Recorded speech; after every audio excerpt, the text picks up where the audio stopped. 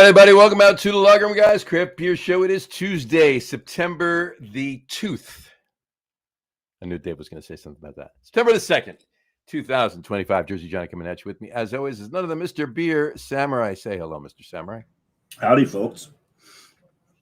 Nom, nom, nom. What are you eating there? It's National Wings and Beer Day, so I've got some... Happy National Wings and Beer for those who celebrate. Mm-hmm. I don't know who... Actually, Beer and Wings Day. Sure. Well, that's what you sent me. Doesn't matter. Not really, but there you go. Beer and wings, wings and beer. Choking and eating. It's all the same. Well, I make my buffalo sauce pretty damn hot. You certainly do. Get She-Devil on there? No, actually.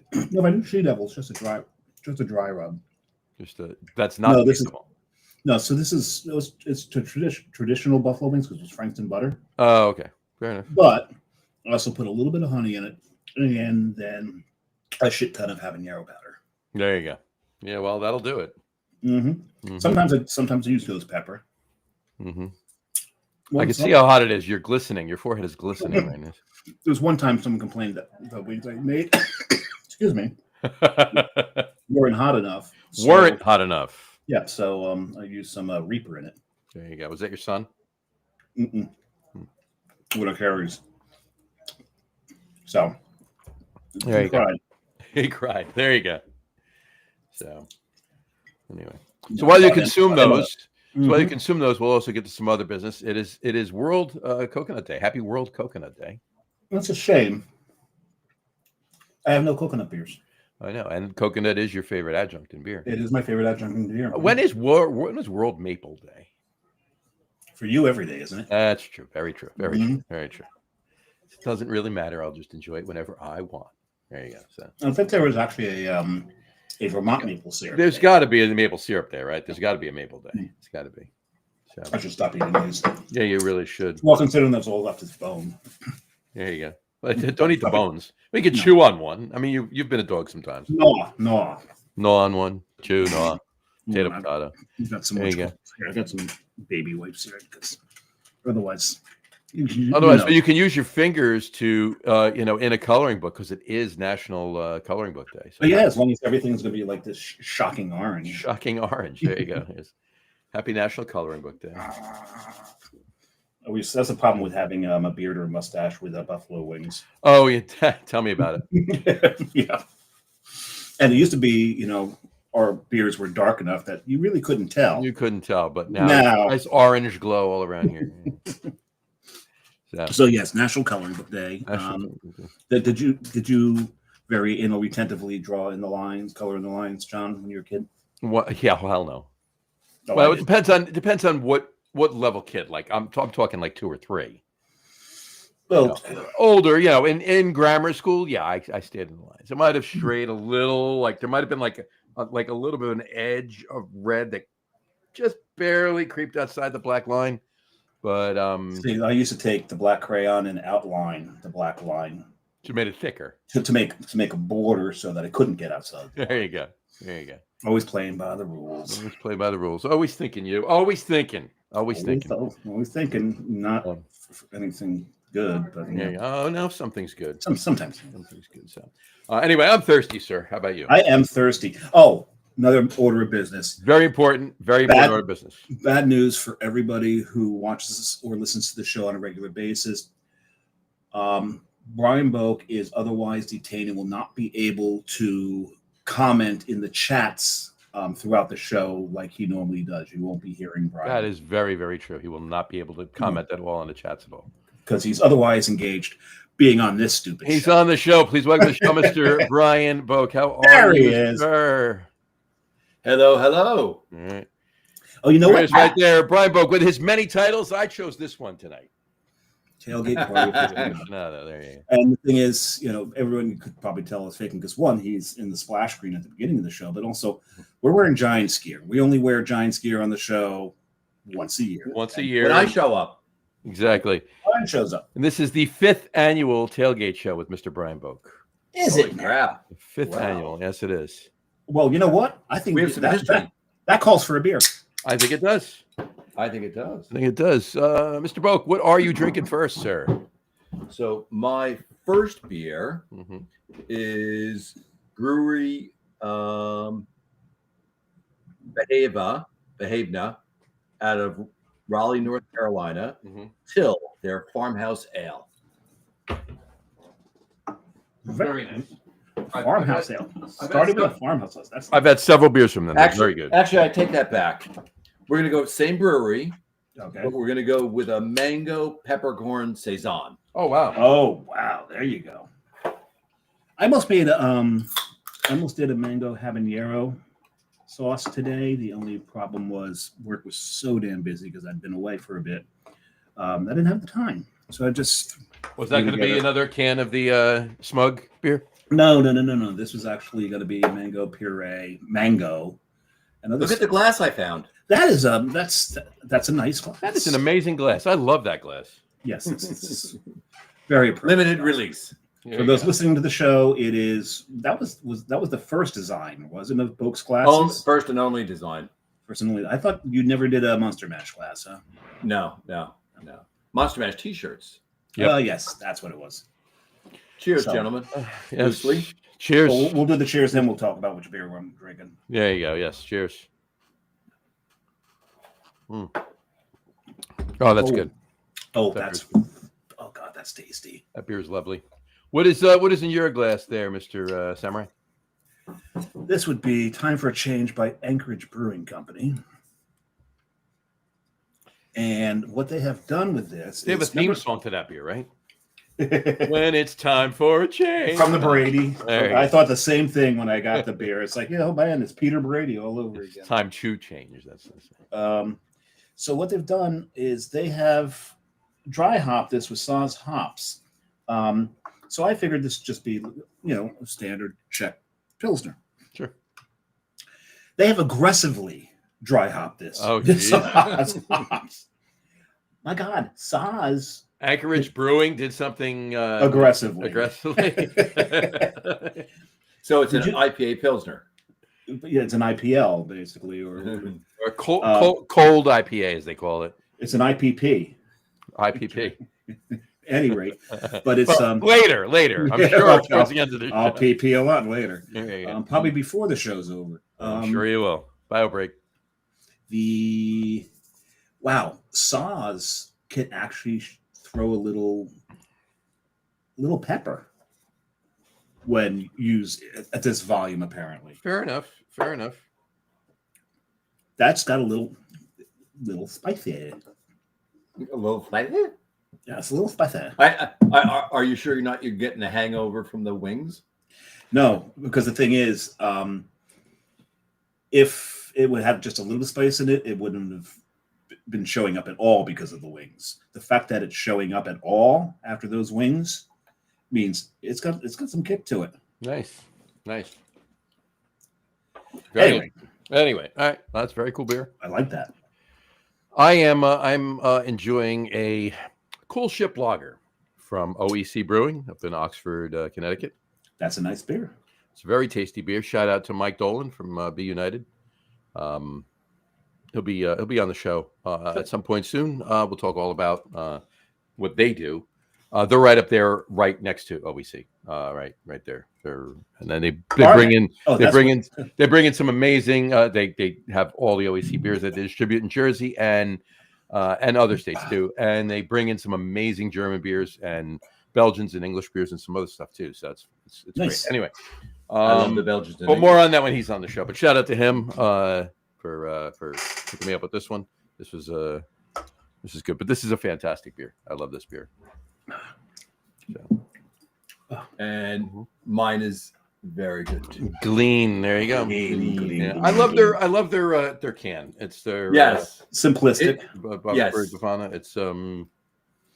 It's very simplistic, and it's all their marketing is very noticeable. You see the can, it's from them, right? Yeah, I was going to say it's simplistic, but it still stands out. Yeah, it's still distinctive enough. Distinctive, yeah. That you can that you'll pick it out immediately. There you go.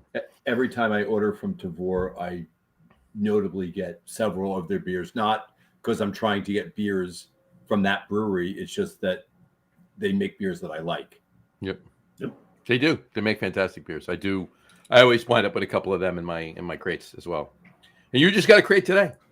You deserve a crate today. I got two crates.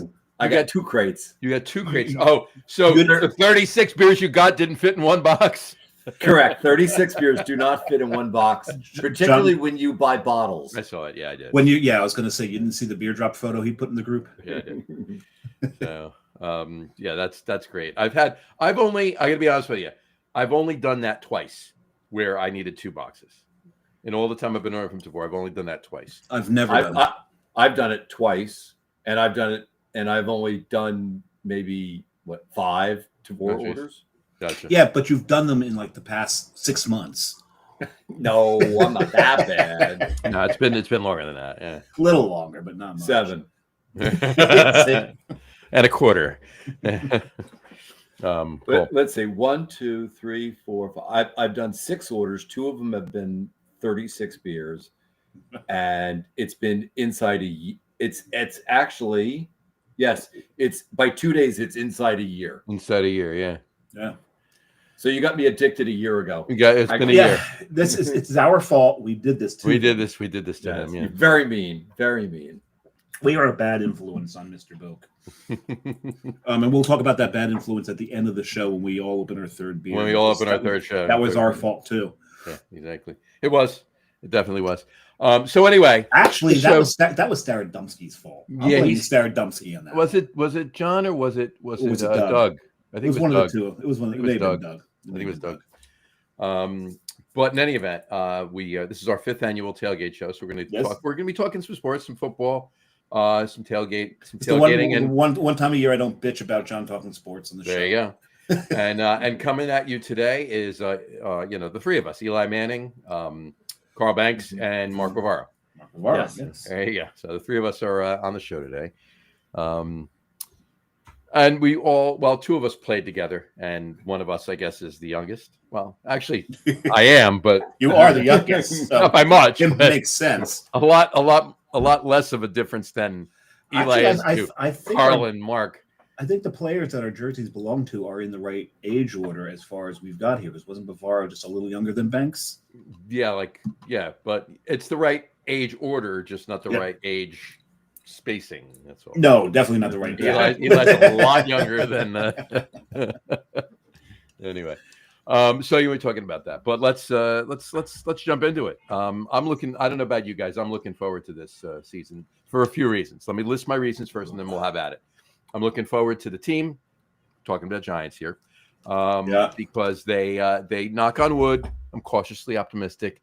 They're intriguing me. I'll leave it at that. Okay, more on that later. I'm looking forward to football in general because I'm ready. I'm ready for some football. Like I said in the title, you ready for some football? I think I borrowed that from somebody. That phrase maybe it might be copyrighted. It might have been used once before. YouTube may cancel this particular episode because that might be copyrighted. I don't know. We'll see. We'll find out. We'll see if we get a scene. Actually, you didn't say it exactly right. You didn't say it. Are quotations, are you ready for some football? Unquote. Right.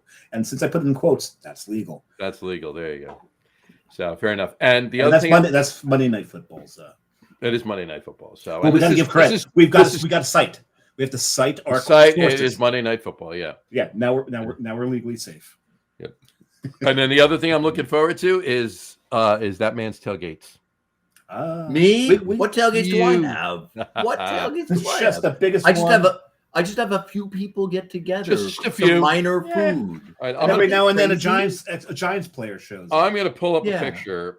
All right, I'm going to pull up a picture. In fact, I'm not going to show it on my phone. We'll talk. I'm going to pull a picture, put it up on the screen, and then you'll see it. Pull a picture, put it on the screen. Well, we do have to figure out what game to show up at. Yeah. Well, while he's pulling up the picture, if you look at, I gotta get my finger right. Look at what? That picture right there that you can't see. That picture that we can't see that you're pointing at, that's behind your camera. That's behind my camera. So that's me and Carl Banks. I know that picture. I've seen that picture. At my tailgate when he launched his line of Chef's 58 famous tailgate food. There you go. Yes. And actually, what I should have worn is my Chef's 58 smock that I have. Oh, yeah. That you should have. Have you not seen that? I've seen it. I think I have seen that. And I think what we need to do is John and I need to coordinate the game that we go to, and maybe we go live. And I think you should. Smock. I do. You have to remind me to bring it because I normally don't bring it anywhere. It's like we'll have hollow ground type deal. Right. Exactly. Right. I cannot. You put it's hermetically sealed. No, it just hangs in the closet. It just never leaves the house. I don't want to get dirty. I understand that because there's never another one. That's it. There's never another one. Oh wait, I think I might have found. Oh no.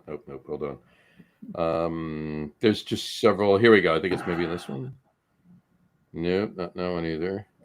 There's so many. No, it's not on either. Damn it. Oh well, I can't find it. It's the one that we took last year when the guy took the picture. We were all standing with the stadium in the background. I cannot. Oh, okay. I cannot find it. Yes. I know I have it. I just cannot find it. Well, we are looking forward to. We did preseason tailgating just like the Giants did preseason football. You got to practice, right? You got to practice. We have to practice. We have to practice. And rehearse, if you will. Yeah, for one of the preseason games, I brought 50 clams. So did clams on the grill with melted butter and a little hot sauce. Well, what food did you bring? Knew that was coming. So and then 50 smackaroos. Smackaroos. So and now I start planning out my season of what I make for each game. Well, that's the other thing is like when we plan which game or games we're coming to, then that becomes a little stressful because everyone brings something. Yep. And I'm not going to say it's one-upmanship, but everyone's trying to impress everybody else.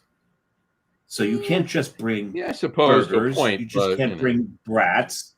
You've got to bring something that is a bit more elevated for one of Boaks tailgates. The one that I went to that I did bring food, I brought lamb chops. The puppet? Yes. Sherry Lewis is gone now, and she left you the puppet. She left you the sock, did she? So cooked up lamb chop, and so it's a bit musty, but it was good. Yeah, tastes like foot. Not so much. At any rate. So yeah, but no, John, I agree. I'm excited for this season. Yeah. Last season was such a debacle. Please. Oh God. Well, that was while it was a debacle. It did get us Abdul Carter and Jackson Dart in the first round, and Cam Scatabo later on. And Scatabo. I'm excited about Scatabo. This guy is one of those guys that will run through the fucking wall. This is apparently when he was a kid, he used to run into telephone poles for fun. Is the story, and when you just every video you see of him. Now, here's the whole thing, though. Don't forget Darius Alexander too. I'm excited to watch too. Well, there's so much, but the thing with Scatabo that there's no question that I'm everyone knows I'm a Sooners fan. Sooner than later, right? So later than sooner. Yeah. So when Bosworth came out, everyone was really excited. There's one picture, just me and Brian. That's all. But everyone was so excited when Bosworth come out because he was a man among boys down in when he played college football. But he comes up to the NFL now. He didn't up his game any. He was just a man amongst men. He was a mere more. Now he was still a really good linebacker. But he wasn't the dominant force that he used to be. So when you look at all the film of Scatabo just destroying people, running over people, running through people, okay, that's a man amongst boys in college. What's going to happen when he hits the pro level? Can he up it? Can he have that fierce intensity and that complete disregard for his body and actually last? Yeah. He's got good balance, so hopefully he can juke around people. He's not the fastest, but nope. But you don't have you have to have good vision. Like I watched. I'm a South Carolina Gamecock fan. I went there a long time, about 100 years ago, and they played this. You look great. I got it. Yeah. Really I'm pickled. There you go. It's true. Very true. That's what happens when you own a beer company. You get pickled from the inside.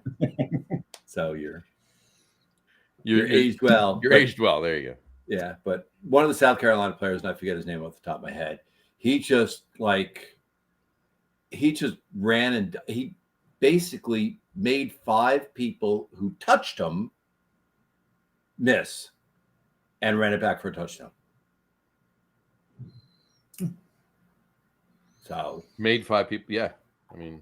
I mean, they physically touched him and some of them a lot harder than others, but was still able to. Well, what I like about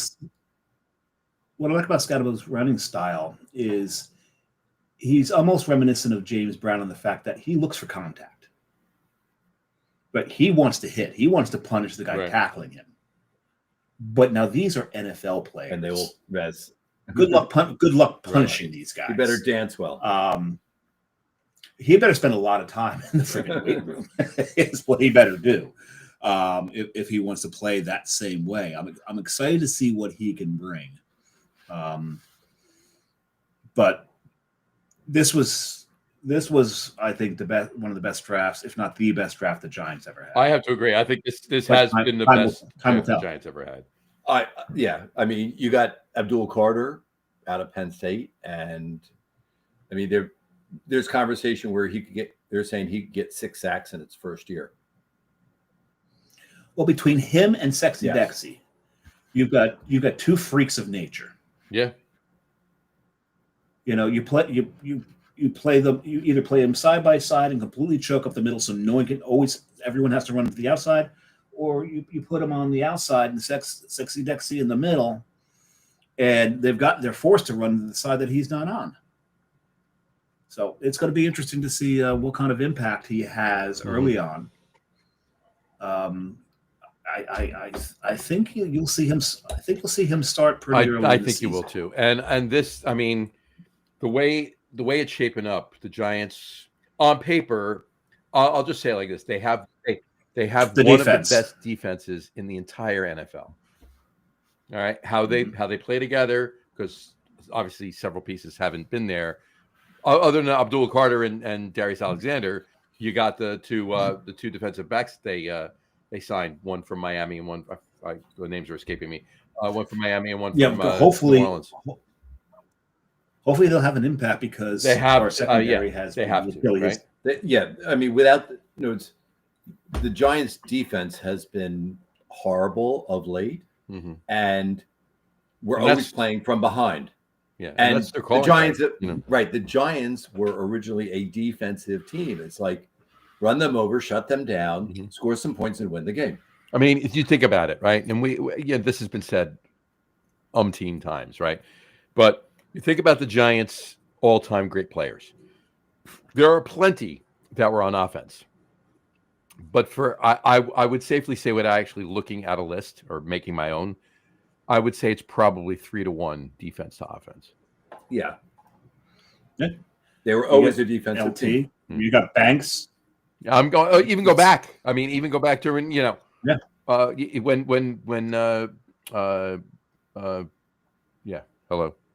when Frank Gifford was playing, the defense was insane, and they had a solid offense, but it was the defense. It's always been a defense. Well, that was the whole thing when Sims was on the team. His job was not to win games. His job was to not lose them. And yes, our defense has been horrible of late. Sims is a pretty. I'll say this too, and you can agree or disagree with me. But Sims is a pretty damn good quarterback. He wasn't bad, but he was also had the mobility of the Chrysler building. But you didn't need to have mobility back then. Back then it was a completely different game. It was if you had mobility, you were like a running back, on the oddball, right? Like, this is quarterback with mobility. What is this?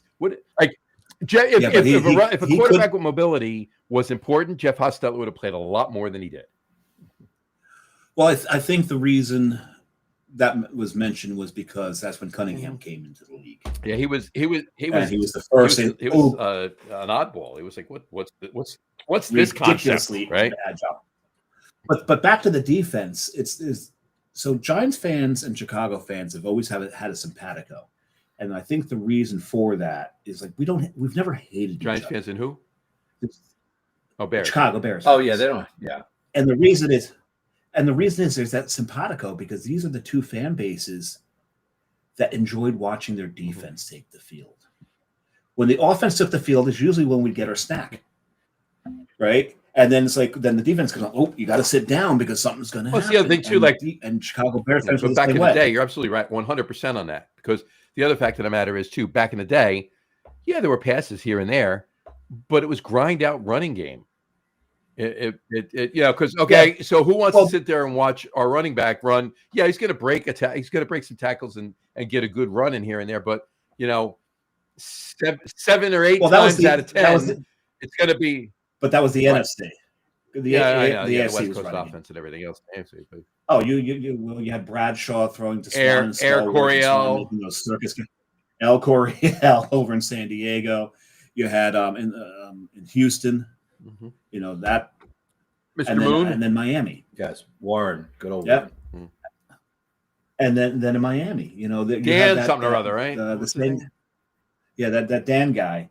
But then you had that game between San Diego and Miami that went into overtime, where between Fouts and Marino they put up well over 1,000 yards of passing in one game.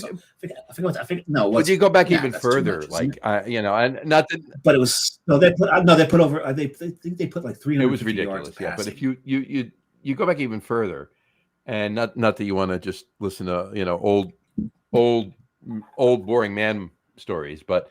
You go back even further for Miami, even, go back to that undefeated team in '72. That was a running game. That was, and they had, mm-hmm. That was Zonka. That was run them over. Run them over. Mm-hmm. And there's another one. He was actually from Jersey. Tom. I can't remember his name now because there's a picture of him when I lived in Lincoln Park. There's a picture of him signed in the what you call it, the barbershop. I can't remember his name, but I think he was Polish or something. Any rate, but yes.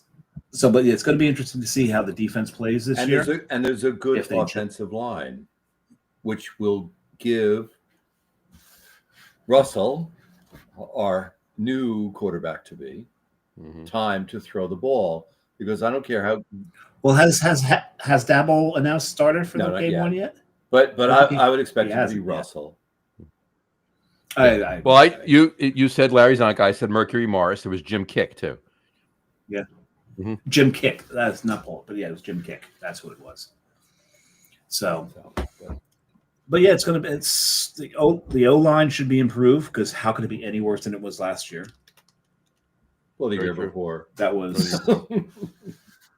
Or the year before, At any point, except for a glimmer here and there, at any point since 2011.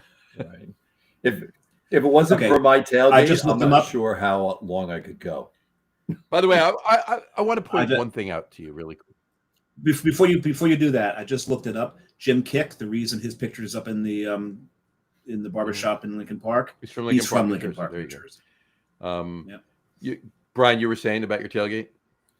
If it wasn't for the tailgate, I mean, the tailgate is the reason. The game is the excuse so we can tailgate. Well, I mean, and we've said this last year on the show. Your tailgate's so great that there's people that go and don't even go to the game. Right. They go in and they leave everything set up. They bring TVs, they plug them in, they watch the games out there and watch everything in the parking lot so that after the game, for the post-game tailgate, nothing has to be reset up. It's there already, done. Let's go. Right.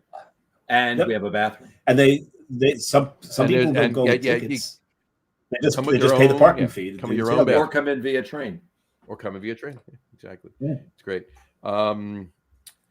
whatchamacallit? I was I forget what I was going to say. It doesn't matter. Could have been that important. It was probably exceptionally important, and now we're I all the believe lesser you're right. for I do. I believe you're wrong. it. So does he. I'm agreeing So with does Brian. I didn't believe it when it was coming out of my mouth. So. Anyway, But now the hard part of the season is I have to start planning menus because we have certain people at our tailgate that bring the same thing each game, and that's what they're known for. Like I have a friend of mine that every game brings breakfast sausage links, and then kibasi cut up and marinated in Peter Luger sauce. oh, it's so good. It is so good. I remember That is so good.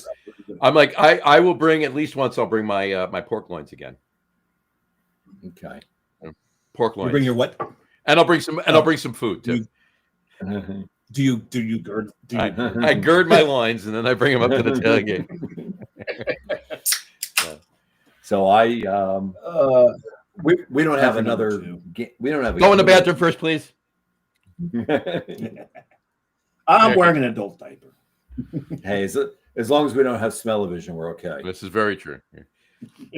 So, this is live. I don't have a game for 3 weeks now because we got 2 away. 2 away.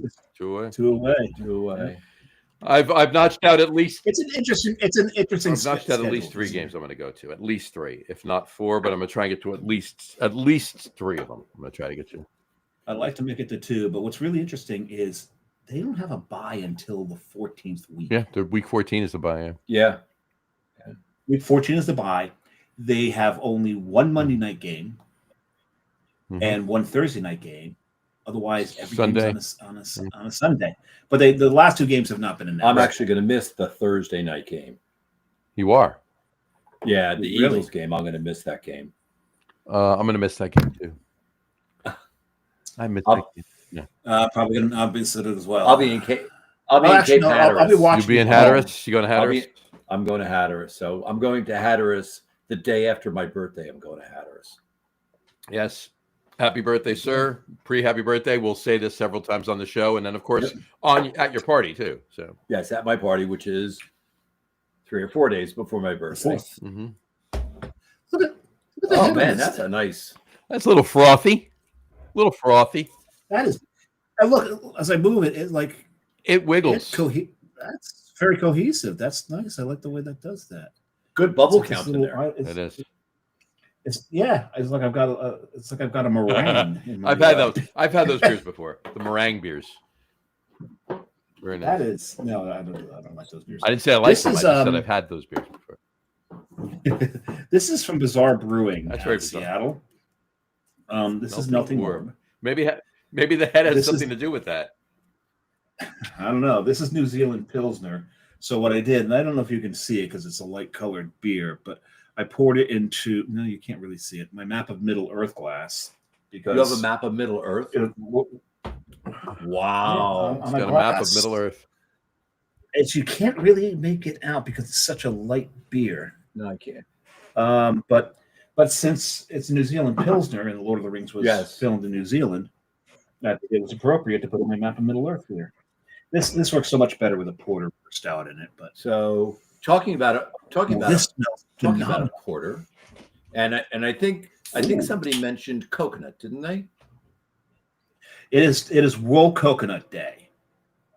You've got me all jealous here. Black Raven, Coco Jones, Coco Port. Oh, if I had seen that when I did my divorce. Oh, that is nice. I would have been all over that. Coco Jones, coconut porter. Where's that out of, Brian? This is out of.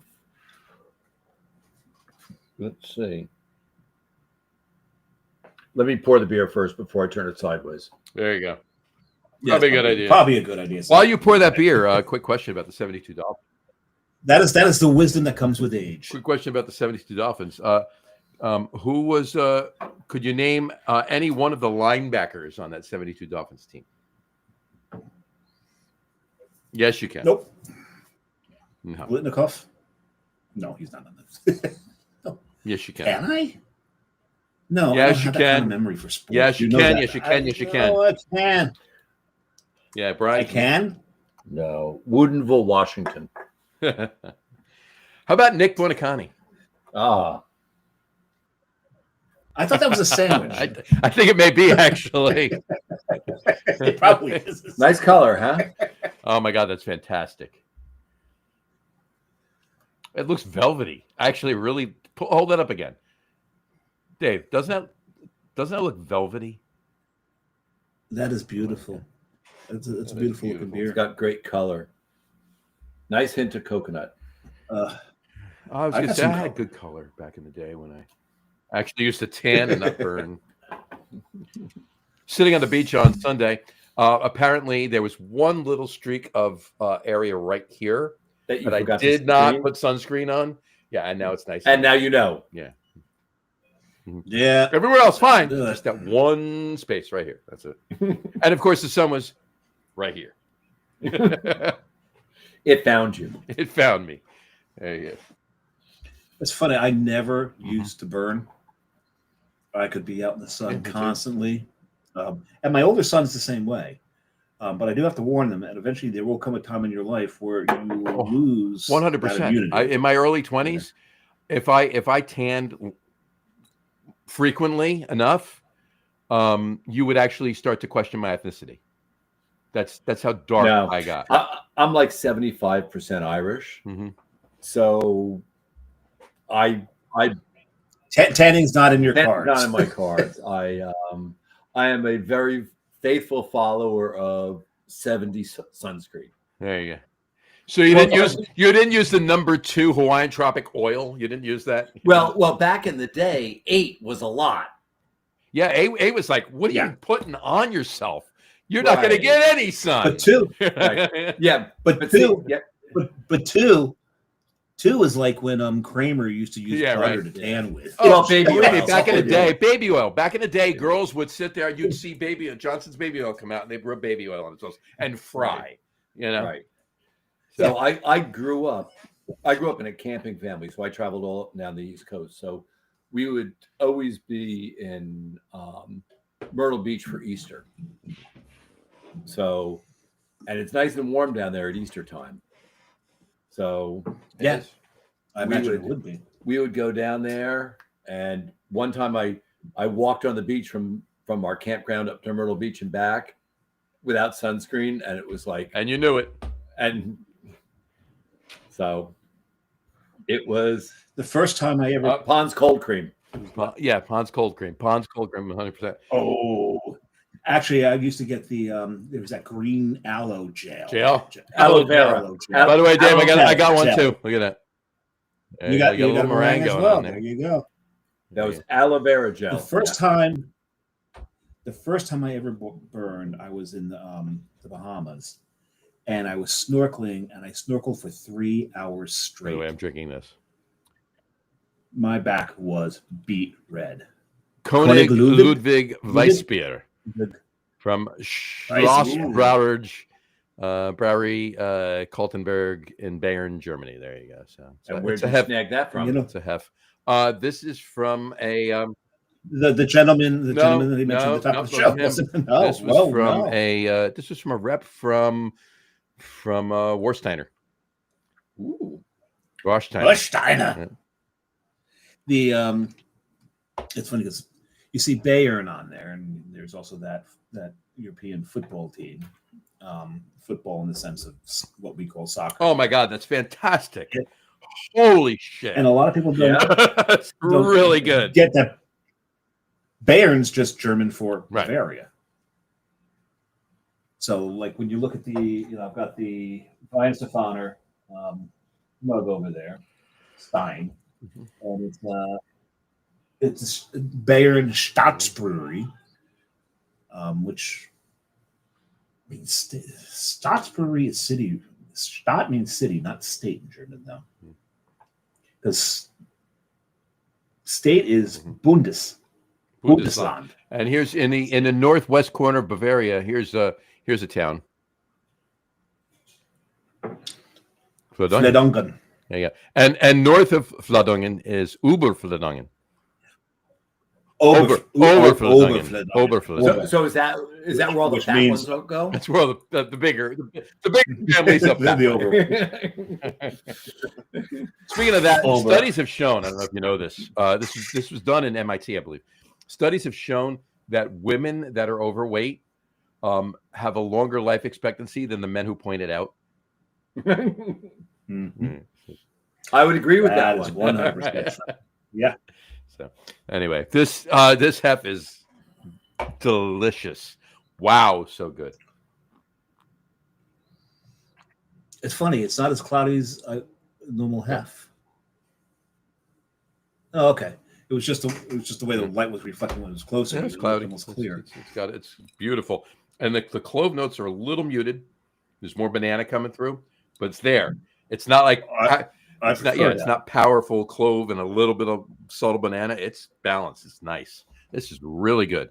Yeah, I like that. Really good. I hate the highly astringent. No, you got to have that banana and clove. It's got to have that character. It's got to be there, but I don't want it Right, overly yeah. astringent. Mm-hmm. I want the banana to be caressed by the clove. That's what I want. How's that? Is that a good description? Sex in a glass. Sex in a glass. That's almost Exactly. disturbing. Oh, yeah. Could there be a more phallic symbol than a banana? I mean, Yeah. Well, I guess an eggplant. Trying to figure out. I guess I pissed Brian off. Wow, you pissed Brian's I said gone. phallic. Brian's He's gone. gone. There you go. He's. And now he's Why back. did you with- kick me out? Oh, Why did you there. kick me out? I didn't kick you out at all. You just left. I didn't do anything. You All were- of a sudden, actually, were all of gone. a sudden, both of you were gone. And I'm standing there So like, weird. okay. Well, this is restream. So So we restreamed. It's budget rate. if we were, Restreaming, if because we were it's a still recycled paying stream. $30,000 a month for the other service we used to use, Then we wouldn't. That we probably would've wouldn't been have happened. I don't mind getting kicked off for a savings of $30,000 a month. all right. Oh, so where were we? Oh, Yeah, we're supposed to be talking about the Giants a little Let's bit talk more. about the Giants, and then I want to dive into a couple parts of the tailgate. Tailgate What process, tailgate? tailgate process in general, not just yours. Well, and we can relate it to yours, but we'll get there. And then I got some hot takes too, like that. So, Oh, you're turning this into a 4 no, because I only have another one too. But the other one's going to be a slow sipper because it's 14%. So, Yeah, slow sip. and I just don't poured know. number That 2. makes no sense. So there you go. Slow sip does not compute with No shit. I can't slow sip. Well, I mean, if I need something else, I have plenty back here that I can. I don't even slow sip port. I got that too back there. I actually. Never mind. Never mind. Have you cracked that I've got bottle a you got problem. a couple weeks ago? Oh yeah. The very dusty one. That one. Yeah. As a matter of fact, I've got new glasses to drink it out of too. I did pick I up one of told you these, and I felt bad because it was a last-minute purchase, and I didn't let you know. But I got one of these at Bully Boy when I picked up your bottle of Robaro. Oh, I was going to say I've you have Karen glasses. But something very similar to that, but you have yeah, the so you have the this Glen is- this Karen is the glasses. port- So that's the port John's talking that's about. very nice. And it's funny, when I bought it, the lady who sold it to me was getting ready. She started to wipe off the bottle. I said, "Can you get another one that you haven't wiped off?" You want the dust. I want the dust. I want the the dust. You need the dust on the bottle. She's funny. She always cracks me up when I go in there. I crack her up when I go in there. She's like, "You're weird." She thinks I'm weird. She does not. No one thinks that. She does. She told me everything. Anyway, yeah. So there's a lot of good. I'm looking forward to football. Not just the Giants either, by the way. I'm just looking forward to football in general. I've had 2 of my 5 drafts so far. Yeah. I have one. I have 2 tomorrow night and one. No, I'm sorry. I have 1 tomorrow morning and 2 tomorrow night. They're all 3 of those are online now. And I don't do it. I can't do it. I don't have the want time. I don't have the energy. Mm-hmm. I don't have the time or energy, but I don't want to be forced into a situation where I don't do that either. What I do is I'll set my teams before Sunday mornings. I carve out half an hour, 20 minutes, 25 minutes, half an hour. Yeah, but I'll set Thursday games or whatever, obviously ahead of time. But if any of my players are playing on Thursdays, but I set my teams and I forget about it. I tune it out. I watch football the way I want to watch football, and then I look at it at the end. I look at the end. That's it. Or you can just do what Gene Lynch does and just have the computer pick it for you. Seriously, 2 years ago, he's won. How many times has he won? 2 years ago. 2 years ago. Okay, he auto drafted, so he didn't pick any of his players. Yeah. Okay, then every week he hit optimize, so he didn't even pick who he wanted to start every week. He auto drafted and optimized, so he let the computer do the whole thing for him, and he won the fucking league. All right. And guess who he beat? Who came in number 2 that year? That would be Jersey Johnny. All right. Who did some work involved? So you can imagine I might have been a little ticked. You're a little annoyed. It's hard to be annoyed. No, I wasn't annoyed with Gene. I was annoyed with the damn computer in his phone. But that's beat your ass. Exactly. Anyway, so all right, so tailgate. We'll get back to some football in a minute. Tailgate. I had a couple of old Giant stories I want to talk about. We can do that later. Let's talk about tailgate because this is the tailgate show, right? So let's talk about tailgate. All right. So now, doing a tailgate right, like Brian does, is near and dear to my heart because from when I was a kid, all right, Yellow Bowl, Shea Stadium. All right, not Yankee Stadium. I never had the pleasure of going to a Giants game at Yankee Stadium. That was just a little before me. I mean, I was alive during it. I just didn't go to the games. Right, I was a little too young. Right. Yeah, your mother. Right. Yeah, she wasn't going to the games either. So she'd have been like, "Yeah, you're not taking them, and I ain't going." So there you go. Yeah, because she really kind of enjoyed the peace with your father. So, right, get him out of the house. I don't need him screaming at the TV. But yeah, doing tailgates right is very near and dear to my heart because I can remember. Oh geez, I went to plenty of games. So I would say early on. Maybe the first time I went to a game, it was the only game I went to, but I was young, so obviously my father wasn't going to take me to all 8 home games. Obviously, when I was really young, but a couple here, a couple there, and then as I got older, more and more. Yeah, because you were probably it's totally annoying. Absolutely, 100%. Not anyway. And I'm sure your mom was like, "Can you get?" No. She didn't. No. Somebody else said that, but we'll leave her out of this. Anyway, but I've had a season ticket from 85. 85 somewhere in there. That's when I graduated high school. 86 then. Yeah. So. Oh no. Yeah. So but in any event, I went and tailgates were amazing, and we did it right. Like I remember going at least twice a year. We would bring a shell of beef, steaks, right? Yeah. And we'd bring lobster tails, and we'd sit there, and my father would cut them. All right. And he would look at everybody. Okay, how thick do you want your steak? 1 inch, 2 inches, half inch. Yeah. And cut the steak right there, right on the grill. Flintstone. Yeah, just put the thing with the right, exactly. Yeah. But yeah, so going to Brian's tailgates evokes big memories for me, and I love every minute of it. Because I'll be honest with you, there was a time where, and it probably happened mid 90s. Whenever I could, I still have my ticket, but whenever I haven't had my season ticket since MetLife. The last time I had a season ticket was last year, Giant Stadium. So it was what, Brian? I was 09. Yeah. I was last year. I had a season ticket.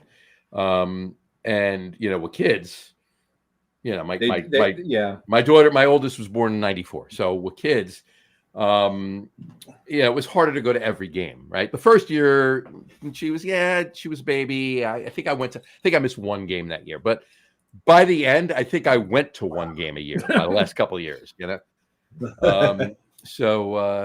reverse progression. Exactly.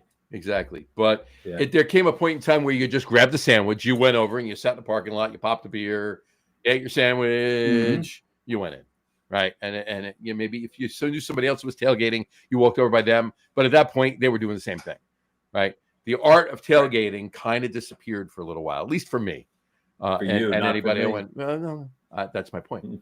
But I didn't know you in 95 or 96, so. Well, that's your problem. Well, it is my problem. That's my point.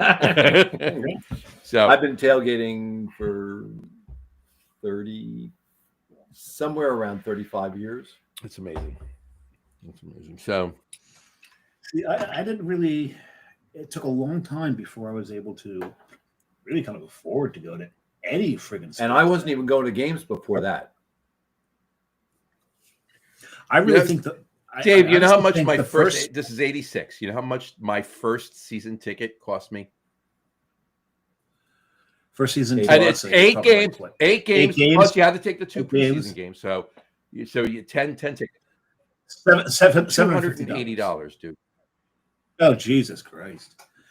I think the first I had 10 damn football tickets for the Giants for $280. The season they went to the Super Bowl, I spent $280 to go to every game. Yeah. Nice. But I really think the first football game I ever went to, wow, this would have been, was it 85, 86? 84 maybe. My grandfather and I flew down to Miami to go to the Orange Bowl to watch Oklahoma play Penn State. Jamal Holloway was the quarterback. Bosworth was on that team, and they won the national championship. Brian or Fred? Brian Bosworth. Mm-hmm. I don't know who Fred Bosworth is. I just, it was a good name to throw. But exactly. It is, but since Fred's, I like to. My college roommate had this 72 Impala blue, had the turning radius of North America, but he had all these switches. It was a switches, 17-point turn to make a left-hand turn. Exactly. On a 4-lane highway. He had a spare battery in the in the trunk, and he had a switch where he could switch over to it. There was a PA system, had all this stuff in it, so I actually named the car Fred. Yeah. And he said, "Well, why do you name it Fred?" I'm like, "It stands for fucking ridiculous electronic device." Yeah. It's acronyms. But, yes, at an early age, I embraced acronyms. But yeah, I think that's actually the first football game I went to. We flew down to Miami for. We didn't even get a hotel. What we did is, I was young. I stayed up. I just drove around all the time. My grandfather slept in the passenger seat, and then after the game. Then we went back to the airport and came back home. No, I had that's actually the first time I was on a plane. I've never done that where you fly somewhere, do something, and fly back. I've never done that. I've done it over a day or 2 days, like fly somewhere in the morning and the next night fly back, kind of thing, or later in the afternoon. I did a company picnic for my Florida office, where I flew down in the morning. I got there at like 11, went to the picnic, left the picnic at 4, got on a 5:15 flight home. So you flew down for the party and left? I literally flew down for the party and left. Yeah. Well, this is what we did. We flew down to the game and left because, it was enough for my grandfather to be able to afford the plane tickets. He couldn't afford the room as well. Because it was that, and we also didn't have tickets to the game. You got to scalp them while you're there. We scalped the tickets while we're there, and we didn't realize the tickets we had was in the Penn State section. You get abused, but the one thing is, I will always. It was good nature because there's one point where, because remember, the Sooners ran the wishbone back then. At one point, they pitched the ball. The ball was dropped. They picked it up. The guy in front of me jumped up and went, "I love the wishbone." The very next possession, Jamal Holloway fakes the toss, keeps it, and runs it like 82 yards for a touchdown. Of course, I jumped up and went, "I love the wishbone." And the guy turned around and went, "Okay, that's fair." But the one thing, I always have a lot of respect for Penn State fans, because at the end of the game, everybody in our section, because we were wearing Sooners colors, they turned and they said, "Hey, great game. Congratulations on the national championship." Yeah. You don't get that. No, you from a don't. lot of You don't. right? Yeah. So we were not abused. We were, it was good nature. Well, I went to South Carolina, so we would go to every home football game. And in the South, It's like religion. Sure. It's like God and football. And barbecue. Not as much in South Carolina. South Carolina's got some barbecue, but North Carolina is more for barbecue. Yeah, Carolina barbecue is more north than south. Yeah. Okay, so God, football, and greens. Yes, collards. I gotta do the collards. I make some damn good collards. Maybe I'll make collards when I. No, we don't do vegetables. No. You don't know vegetables. That was not in the rules, but I didn't think it had to be put in the rules. Meat, beer, Malort. That's it. Yeah. Except Brian won't drink Malort. I'll bring my bottle this year. We got to get him to drink. How about if I bring the barrel aged version of it, Brian? Can we get you to drink it if I bring the barrel aged version? I'll take a sip. My youngest son. And my version of sip, not your version of sip. Spot on. This is my version of a sip right there. My youngest son, his first shot ever was barrel aged Malort in Athens, Georgia, of all places. So I have to hand it to him. He didn't make a face. He just went, "That's not as bad as I thought it was going to be." That's not a ringing endorsement. But that's what Malort wants you to do. They build it up so that you do it out of a dare, and then you're like, that really wasn't that bad. And eventually you drink enough of it and you may start to like it. Like Tom, right, John? Tom started to not dislike it. Well, look, you know as well as I do. The first time you're going to taste Malort, you're going to be, what the fuck did I just drink? All right. But it grows on you like a fungus. It does. But it grows on you. Like blue cheese. But it does. Pretty much. I love blue cheese. I could eat. You can give me a piece of blue cheese this big, and I will eat the whole thing. That's how much I love blue cheese. Oh, same. Especially Gorgonzola. Roquefort is like the light version of blue cheese and Gorgonzola. It's like, oh, here's a little mold for you. But if you want to get serious, get a nice aged English Stilton. Yep. Yes. Oof. That stuff you take a look at it and go, eat this. Eat that? It really looks like it should be from a set from a sci-fi movie. Yeah. It's got to be because there's mild Stiltons too. It's got to be aged, crusty, shitty Miss Stilton. Yeah. Hardcore. Where the edge of it is crumbling. 100%. I love all types of cheese. I love cheese so much. Yep. So much. I used to deal with one back in another life when I did that. Had the routes and everything else. But I used to deal with a cheese company in Woodridge up in Bergen County, and they knew how much I love cheese. So whenever they did their samples, they would hand me a bag. Not even kidding you. The bottom shelf of my fridge was nothing but cheese. That's not a bad thing. And anybody who's listening who's in New Jersey, if you're in Hunterdon County, Bobolink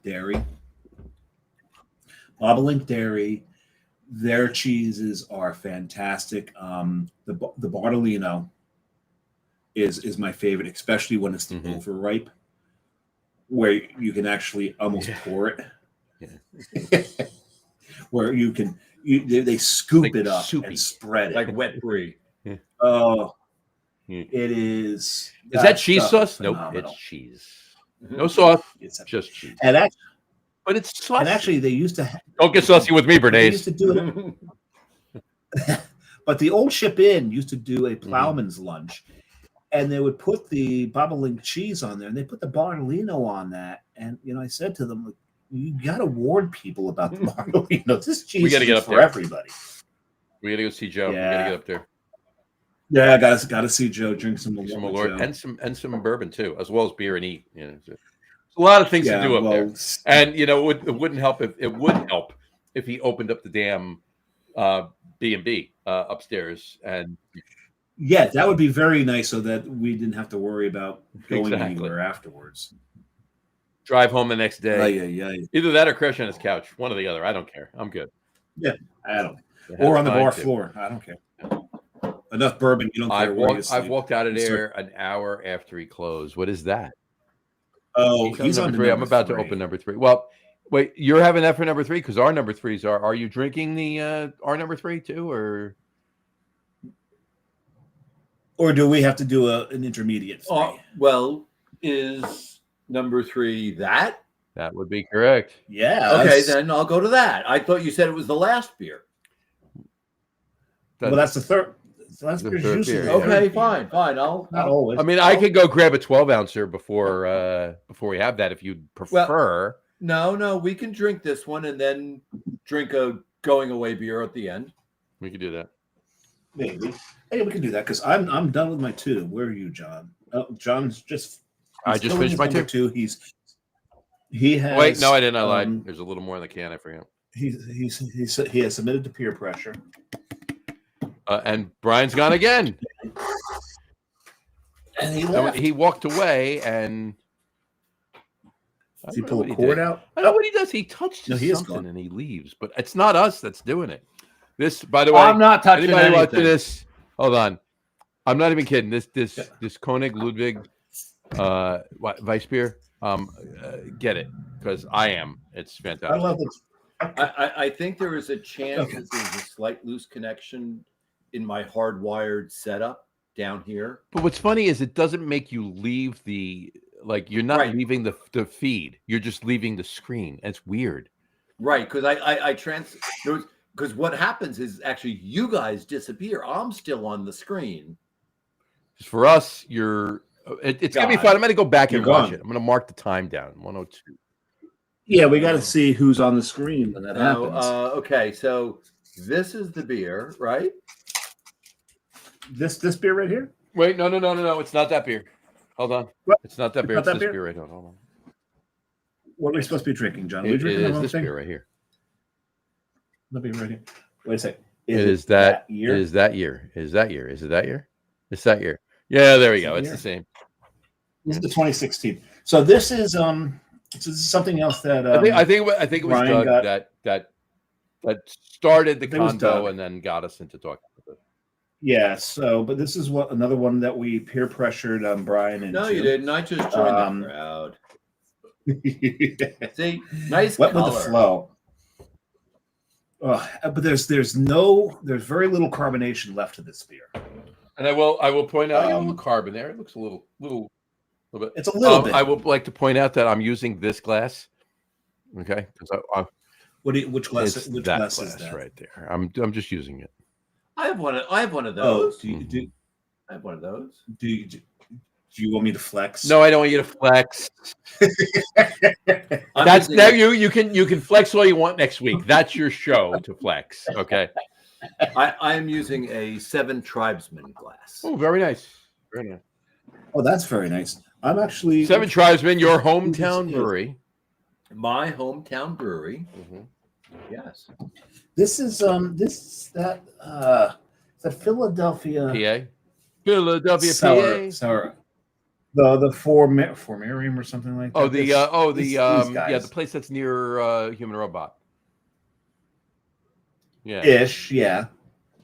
That was a funny story, but they all say it's a funny story, then they can't remember the story. Oh, I remember the story. I'm just not going to say it. Maybe that's good. Boom, boom, boom. 24th. That was the 24th. This is the 24th that I was in 20. Toronto. The 20 was like atrocious. I told you, didn't I tell you that So the 16, the 20, yeah, there's something went wrong So with the 20. I just stuck the 16. I got 2 20s for some reason. I know you ordered only one of each. So I got a 2 20s. Hold on, I'm gonna A put the crawl up for all of us. There you go. It's the same beer since there. Right. So I got 2 20s, a 16, and whatever the other different bottle was. The Dom. Yeah. The Dom. So I don't know if there was a mistake or whatever, but was I? No. I gave you guys each an extra 20. Okay. Only because there was one, I kind of felt bad because of what the shipping fees were for it. So I decided to throw that all in there. Okay. That's a pretty looking beer in that pretty looking glass. Oh, it smells fantastic. This is much better than the 20 was like. Maybe the 20 just needs 4 more years. So no, what? No, I didn't have my 20 yet. I haven't had it yet. So tell me what you had based on this. Let me take a sip of this. Now in the interest of full disclosure, I've had this beer before, but the year I had was a year old when I had it, and I had it in 2010. So I had an 09. All right. Yeah. So, and I can't even begin to even think remotely of what it tasted like, because it was 15 years ago that I had the beer. Yeah. All right. All I know is it was like a sweet cherry bomb, like a maraschino cherry bomb. It was like cherry cola. It was cherry cola. It was fizzy. It was not what this beer is supposed to be. And you might be right, where my concern is, yes, maybe the fizziness is going to abate, and maybe it'll turn into this.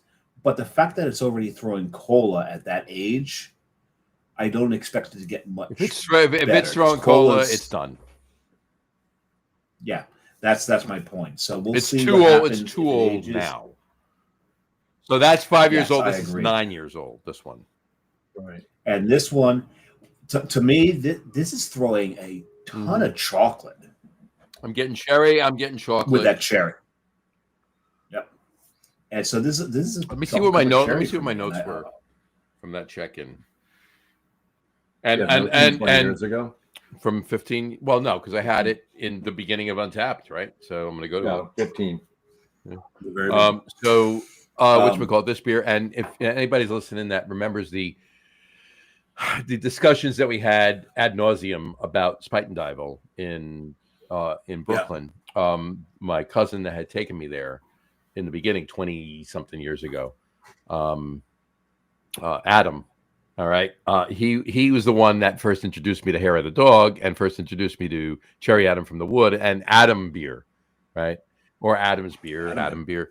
Beer. He's like, it's an Adam's beer. I'm like, did you make it when he so I gotta go really quick to see what my check is. We're talking amongst yourselves while I look. Well, the interesting thing is, an Adam's beer is another one of those German styles that is not made all that often anymore. It's from actually Dortmund. So Dortmund actually has 2 styles that are inherent there, and that's the Adam's beer and, of course, the better known Dortmunder. Sure. And the Adam's beer is probably at its base the strongest of the German styles. Because all the other German styles that are higher in there, that was basically, and it's Austrian now, but Samichlaw is just fighting it out. But the Adam's beer, can you think of another German style that's at its base a higher ABV? Because I can't. Higher than this? No, I can't. Because, higher than a basic Adam's beer. Because an Adam's beer is typically, about 12. Yeah, I mean, I really can't. I mean, you some of your doppelsticks get up there a little bit. Some of your doppelbocks get up there a little bit. None's going to be. Yeah, they get to about 10 or 10 maybe 11. Yeah. Not 13, 14. No, not this. No.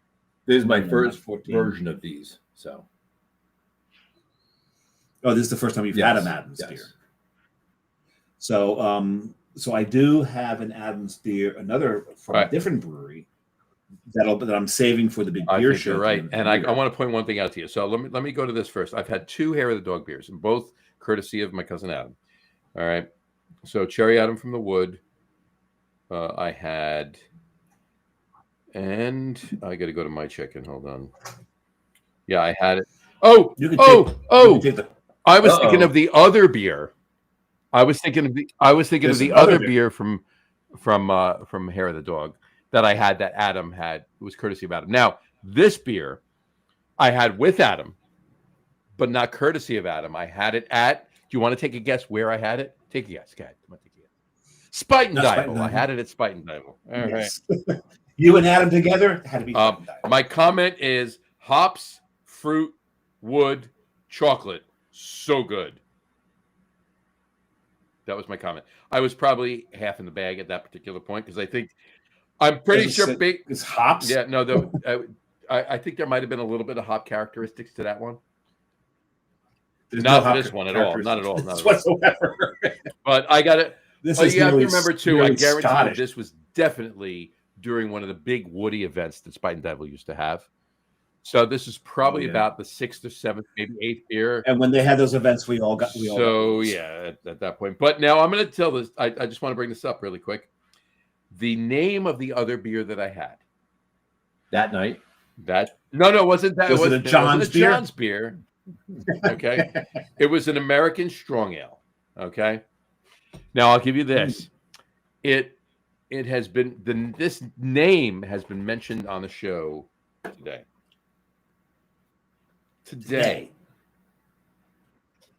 So it's a Carl Banks beer? A Brian's beer? It is called Fred. Fred. This is the Fred show. Today is the Fred show. I actually had the top 3 favorite Freds because we also brought up Flint's. I brought up Flintstone. Now this one was courtesy of Adam, and I actually did. I probably wasn't half in the bag like I was for the Cherry Adam from the Wood. I will read what I wrote 14 years ago. Sweet triple flavor fading quickly into bitter hoppiness with slight malt notes and a dry bitter finish. Very tasty. Sounds like that. There you go. Old, yeah. So it's funny you use the word Fred. So I've been looking at motorhomes. Okay. To buy a toy. Okay. Mm-hmm. And Fred actually stands for front engine diesel. Mm-hmm. Yes. So it does. So most the one I'm looking at is what's called a red, which is a rear engine diesel, which is the standard for a big motor. So we got a bunch of different definitions for the word Fred. It's a beer. It's a name. It's a fucking ridiculous electronic device. It's a Fred and diesel. And also, it's Flintstone. Yes. It's Flintstone, yeah. Meet the Flintstones. Meet the Flintstones. Have a yabba dabba do da day. There you go. So when are we going to talk about food at tailgating? Oh, we can. Hey, there's a place I know where the kids all go called Bedrock. Twitch. Yeah. Twitch. No, it was Twitch. Not Twitch. It was Twitch. Is it Twitch? I thought it was Twist. It was the Bedrock Twitch. They didn't twist; they twitched.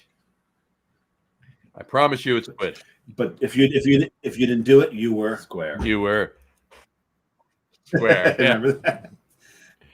And do you remember when? And not this is getting in an old '60s, '70s cartoon, but show. But do you remember when Fred was a race car driver, and he pulled onto and he was going down, and Barney told him, "Turn in here. The name of the street is Oni Way." Yes. So it's one way. What was his name as a race car driver? Goggles Paisano. Goggles Paisano. Goggles Paisano. I didn't see that episode. That's for sure. And there's actually a friend of mine from high school on Facebook because he keeps getting banned. One of his pseudonames was Google's Paisano. Googles or Goggles? Goggles. No, Goggles. Sorry, Goggles. So yeah, a friend of mine from he's actually lives up in Westchester. His for the longest time, his name on Facebook was Goggles Paisano. Not for nothing. I've been sipping this. My last sip of it, I got hops. I'm telling you. I got Pacific Northwest hops. You drink this enough, you're going to get that a little bit of pine in that background. So the chocolate and the cherry fades away, and there is some pine in the back of this. So maybe I wasn't that drunk that day when I wrote that. No, you really were that drunk. Yeah, you still were. But you still nailed it. But it's a shame that they went out because they do. Yeah, I had to actually, when I went to look for it, I had to go to Hair of the Dog Brewing, and I had to go, and it said, closed. No longer production, and I had to go to the no longer in production beers to look for it. So. Yeah, that's a shame. So, Brian, you want to talk more about food at tailgates, or that's what tailgates are all about. They are.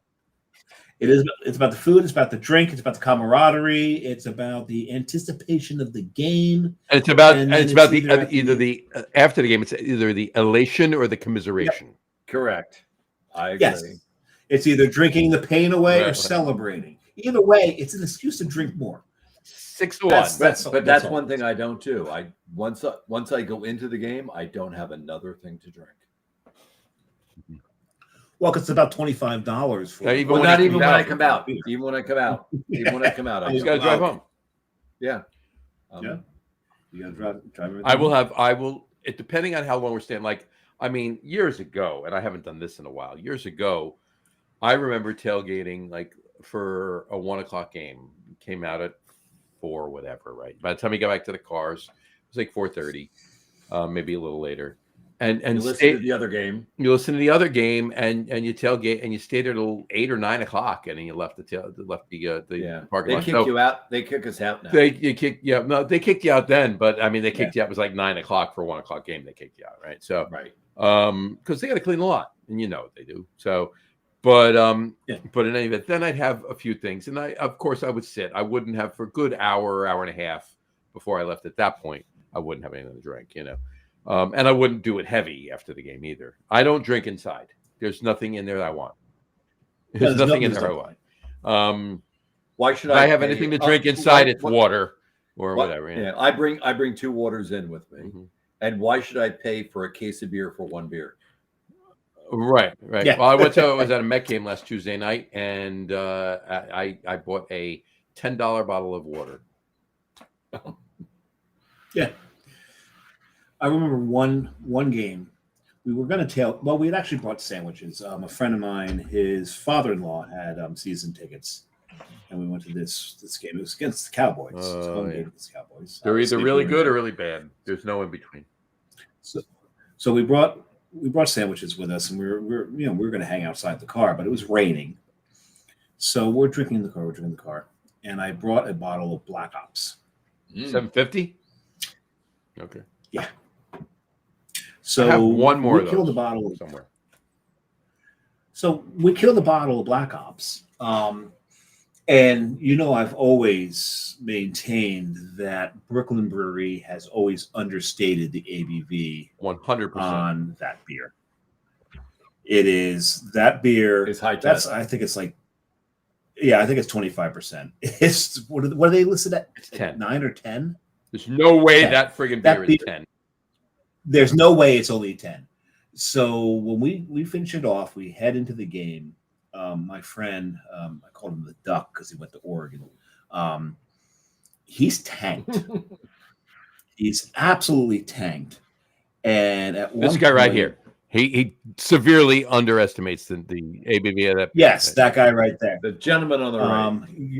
Yeah, not me, the other guy. Yeah. And the one on the left is not a gentleman. So, so we get for those of you listening to the audio podcast. That was Garrett Oliver. That was Garrett Oliver. And some Jersey Johnny guy. Yeah, Yeah, that dude on the left. But he's tanked, and at one point, because the Giants are starting to win, and he gets up, he starts yelling, Eli's got a horseshoe up his ass. He says this 5 times in a Cowboys row. fan. No, this is my buddy. He's not a Cowboys fan? No, Giants this is a fan or Cowboys just fan. Indescript. Yeah, not the Giants fan, but he starts yelling, Eli's got a horseshoe up his ass. That's a bad thing? And I finally have to sit him down like, everyone's heard you. But this is Black what Ops did Black to Ops him, did right? to I him. got you. I follow you. Another story from that game is there was 2 Cowboys fans sitting in front of us. And the first Eli Super Bowl, this was the Cowboys game that they won that got them the division. Yep. Okay. Mhm. Yeah. If you remember. And there's 2 Dallas fans in front of us. There's 2 Giants fans in front of them. There's this older Giants fans over there. And of course, they're kind of, at first, the 2 Giants fans in front of them are like kind of giving the business, but it's playful. The old guy, it's not playful. But after a while, the 2 guys in front of them are starting to get really not playful anymore. They're starting to get mean. And I looked at my friend. I said, I know these are your father-in-law's season tickets, but I've got to do something. He's like, have at it. So I tapped the 2 Cowboys fans on the shoulder. They snap around real quick because now they're on edge because they're taking it from all sides. I said, no, I need to talk to those 2 guys. So I leaned forward, get the other 2 Giants fans, said, you 2 need to stop. We're not Eagles fans. We're winning the game. You guys are being douchebags. Knock it off. Yeah, I agree. And they looked at me and they both went, you're right. They apologized to the Cowboys fans. They offered to buy them beers. And then I looked at the old guy and he went, we're winning the game. Why we don't do that about it. That's one thing about our We don't tailgate do that. is you come to our tailgate. I don't care what team. We have 3 rules for the tailgate. Okay, bring something to cook on the grill that's not hot dogs or hamburgers. Okay, bring whatever or vegetables. I just don't think I should even have to mention that. It's like I don't understand why I even got to bring that up. That should be like an unwritten rule. Well, I of think football. It's like what freaking vegetables? I think collards to a tailgate. I think collards should have a dispensation, a papal dispensation for collards. Anyway, no. Collards greater you're than right. You're right. Sorry. But wait a second. Yes, Brian, before you go to he didn't even do 2 yet. So he hasn't done 2 for collards. Go ahead. I usually have smoked ham hocks. Well, of course. Collards. That's Gotta meat, have some of course. sort of smoked meat in there. Well, you better. Smoked is ham, that bacon, now whatever. allowable? Or actually, I have put smoked turkey legs in. That's really pushing the envelope. But does that does that make that acceptable now, or is it just because it's mostly vegetable? I can just tell you that you'll probably be taking most of that home. No one's going to eat it. That's maybe not a bad thing. Anyway, so, I'll eat a little of it if you bring it. So how's that? Once you taste it, you'll eat a lot of it. Trust me. Rule number 2 is bring whatever you want to drink. Hold on. That right there. Mm-hmm. Whatever you want to drink. Which is the same rule I had for my party. It's like I will have my beer. I'll probably have some wine. I'll have water and I'll have seltzer. If none of those fit into your qualifications, bring what whatever you want to drink. Bring what you want, because I'm not buying like a million different things. No, you should. Why should you? If you have, I'm not buying fucking Bud Light that you brewed. And number 3, don't be a dickhead. Don't be a dick. And I don't care what side you're on. Like, we will protect the Dallas fan from the Giant fan as much as we'll protect the Giant fan from the Dallas fan, or the Eagles fan, or vice versa. And John and I can both attest to this, that when you go to Brian's tailgate, there are jerseys from both sides. There's always somebody from the opposing team in our tailgate, and that's fine. Yeah, it's just sports. We're not making not any life money or on death. this deal. No. And, if my team loses, is anybody in my family or my friends going to die over it? No. So I've never understood that mindset of being complete douchebags to people during the game. Yeah. So when I see it, especially if I had a few beers, I have call that it out. tendency to speak up about it. Yep. Got to call it out. So, these tailgates are amazing. If you're anywhere, Yeah. If you are anywhere in And what's the poll number? We are at L8. L8, And our first game is September 21st. It's the Chiefs. He's at L8. It would be the Don't Chiefs, be late. and it's a night game too. It's a Sunday night game. Right. So Sunday night what game. I'll be doing is pulled pork sliders with the option of coleslaw or no coleslaw. Mm-hmm. So I will. That's very Carolina Yes. of you. So I will. I will be for my party. Well, actually, even before the party. So I will probably smoke 2 pork shoulders in the next coming weeks. How How do you get them in the easy widers? Well, you have to get the 2 O's. The 1.25s don't work. Okay. Yeah. that makes You got to get the 2 O's, Yeah. and you have to be good. If you can't twist it upright, then Yeah, it ain't worth you your- just gotta have that rolling technique. That's yes, years of practice. It's Right. it's opposite directions. and with the some of the natural oils, if you will, you don't even have to lick it. You just keep rolling it. It's you can. Yeah. But if you do it in the same direction, it just opens Yes. up on you. You got to twist them in opposite direction. well, no, when it's done, you got to roll it all the way up and then twist in the opposite direction. That's what I'm talking about. Right. The finale. So I will. But I've never done that. I don't know what you're talking about. I've No, I have no idea what you're talking about. It's just from reading. No. From reading. I read it. I read it. Yes. Yes. I saw it on TikTok. It's not that I had any South Carolina homegrown at college in No. late 70s, early 80s.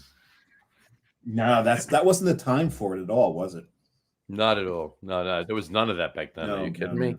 Please, it's No, all none of new. that going on. This is new. I will. Considering I was, See, and he's but gone he's again. still there. Figured it out. He's I still there. Figured it out. I What is figured it out.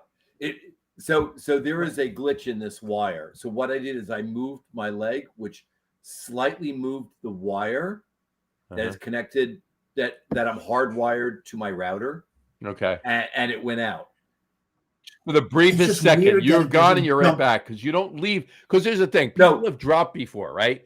And they have Yeah, to you don't sign jump back out. in, like all over again, like you did when you first came on. You have to sign Yeah. back in again. You never leave. You just No, I just gone. move over to the left side of the screen. That's it. That's it. You just hover. It's Well, weird. I'm magical. You are. I'm very You Lord of the are Rings very- magical. There you go. There you go. Oh, you mean like Yes, my like your glass. You probably still can't. Oh, you can kind of almost see. No, that's actually No, lacing. that's lacing. I can see. I'd have to pour something dark. So for the Kansas City game, I'm going to do pulled pork sliders. For the Chargers game, I got to figure out what I'm going to do. you need to do something electric. Do something electric. So, so for the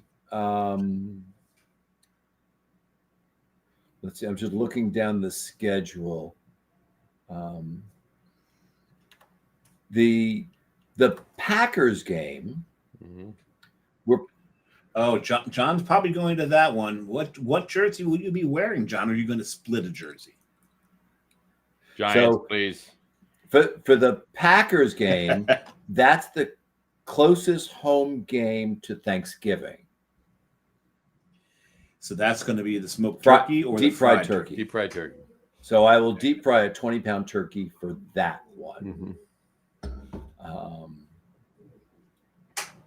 So one of the games I'll do a bacon explosion, Oh, which is I haven't had that yet. So you got to let me know which Chargers. game Do you're the gonna do it that for the on. Chargers game. For the Chargers game? I'm definitely going to go to the Chargers game. He usually does that for. No, I don't have to do it later in the season. I can do it whenever I want. So the Chargers is September. Because I would also do that on sliders. Yep. So I would cook it the day before, wrap it. And if you do that for the Chargers game, then I think I will have to get tickets. Chargers game. Okay, so you want me to do it for the Chargers game? Chargers game. Bacon Explosion Chargers game. I'm definitely going to go. I'm definitely going to the Chargers game. Okay, so hold on a second.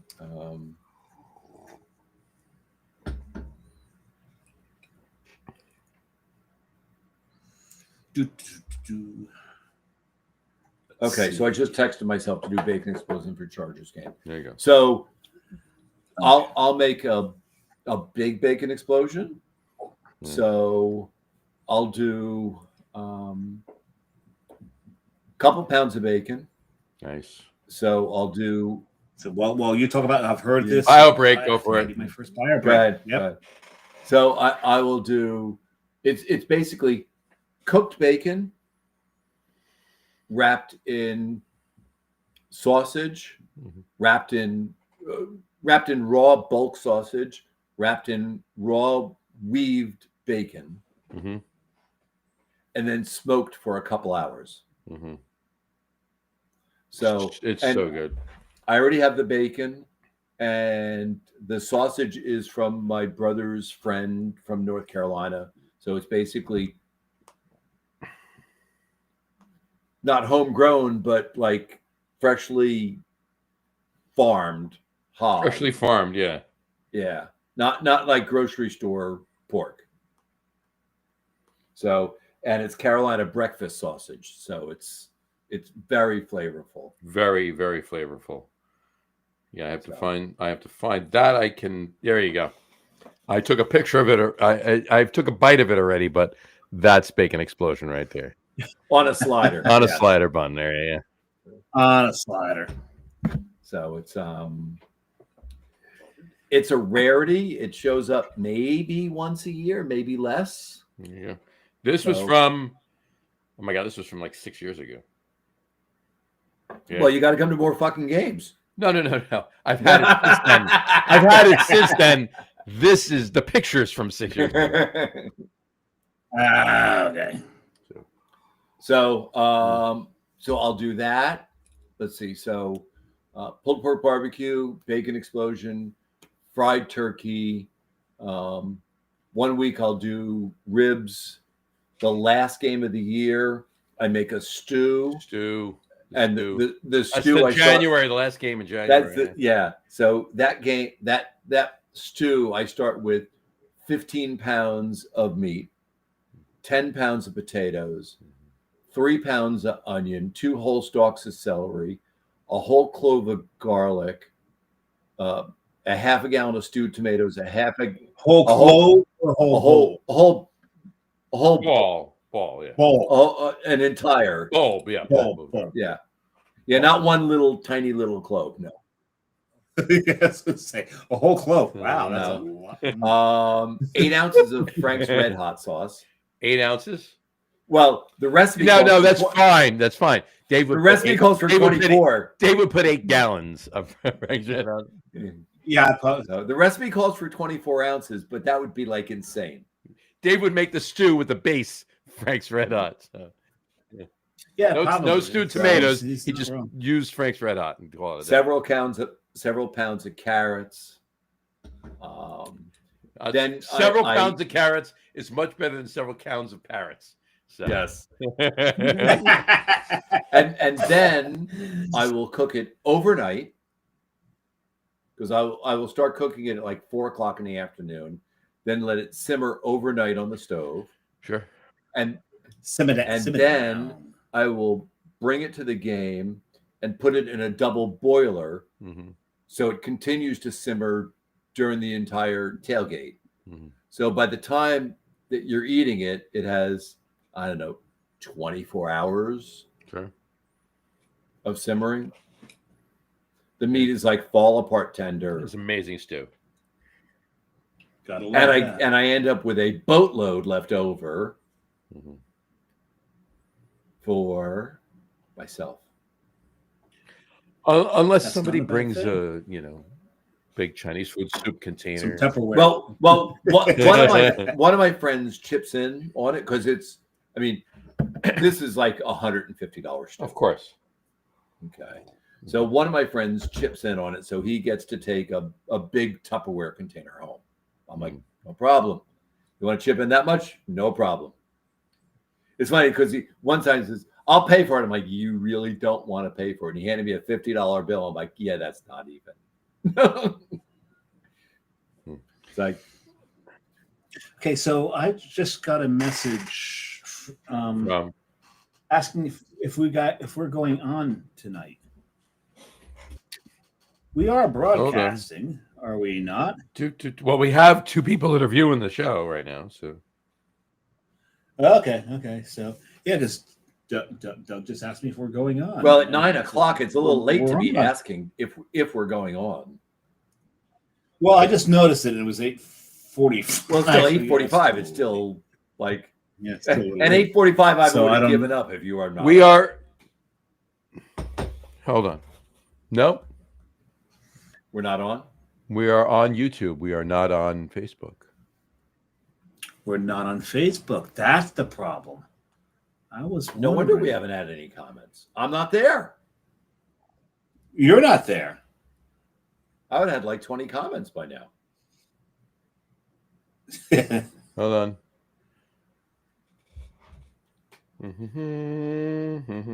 Jersey Johnny is slacking off. No.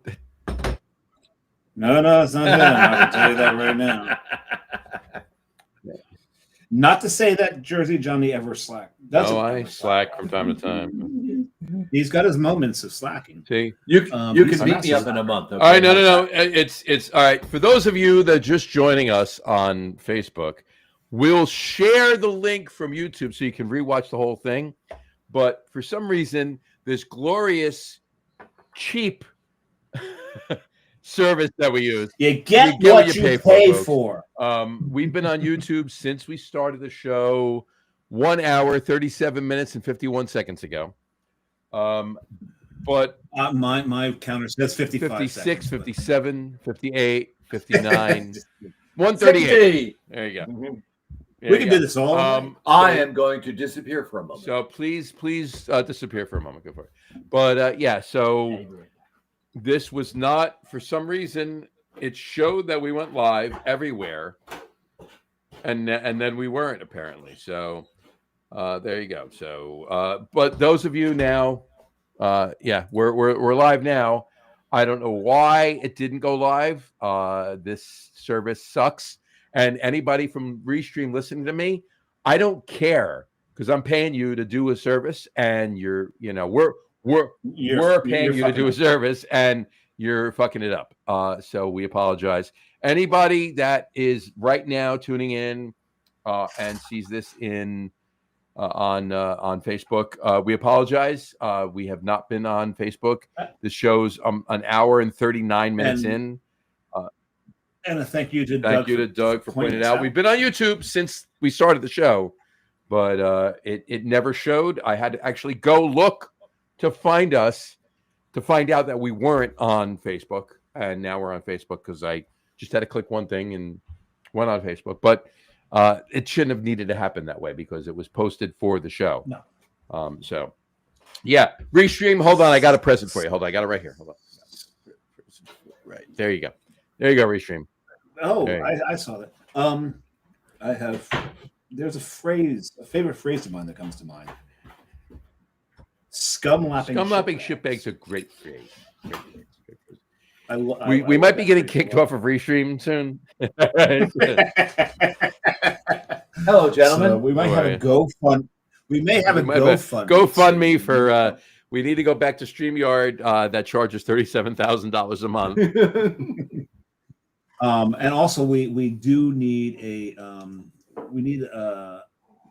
van, camper van. No. I caught you right at the right time, didn't I, John? Don't do that when I'm sipping a beer. Oh, that was intentional. Damn you. Perfectly. Do you want? Let's see. Can What are we seeing? can we get it? I'm not sure. Go in further. Go there. You go. Get a little closer. There you go. Oh, that's the Fred. No. That's a red. That's a rear engine diesel. Oh, that's the red. That's the rear engine. Jess and I have been talking about that for years. We've been talking about getting one of them for years. And excuse me, gentlemen, but my glass leaked. Your glass leaked. I'm almost fair done enough. myself, I'm going to keep sipping this. I do have to wake up at 6 o'clock tomorrow morning, so I'm going to keep sipping. I don't. This is Bizarre Brewing. That's bizarre. Oh, wait a second. I just had a Bizarre. Yes, that one with the meringue on the top, the New Zealand one that I drank out of the Lord of the Rings glass. That was Bizarre Brewing out of Seattle. This is Whistle in the Catacomb. Whistle while you work. A honey oat mild ale, 3.9%. You're gonna make me open another one. I didn't make you do anything. Yes, you done did. You put peer pressure out there. Brian? Oh. Hey, it's a completely different packaging. It is. That's weird. And when is yours from? This was canned. I couldn't tell you. There's no date. I got this earlier. I got this not a lot earlier, but earlier this year. Are they variants? Did you look on the bottom? There's a can date on the bottom. He did. He just showed us. No. He just showed us. This one's it. Just a blue dot. Canned on 1/1/25, or no 7/1/25. 7/1/25. This is probably like February or March. Maybe they changed the label. Yeah, you've got a rake on yours. Brian, I didn't see your can. No. Bend over. Turn around, bend over. Really, I like Brian's better. Just saying.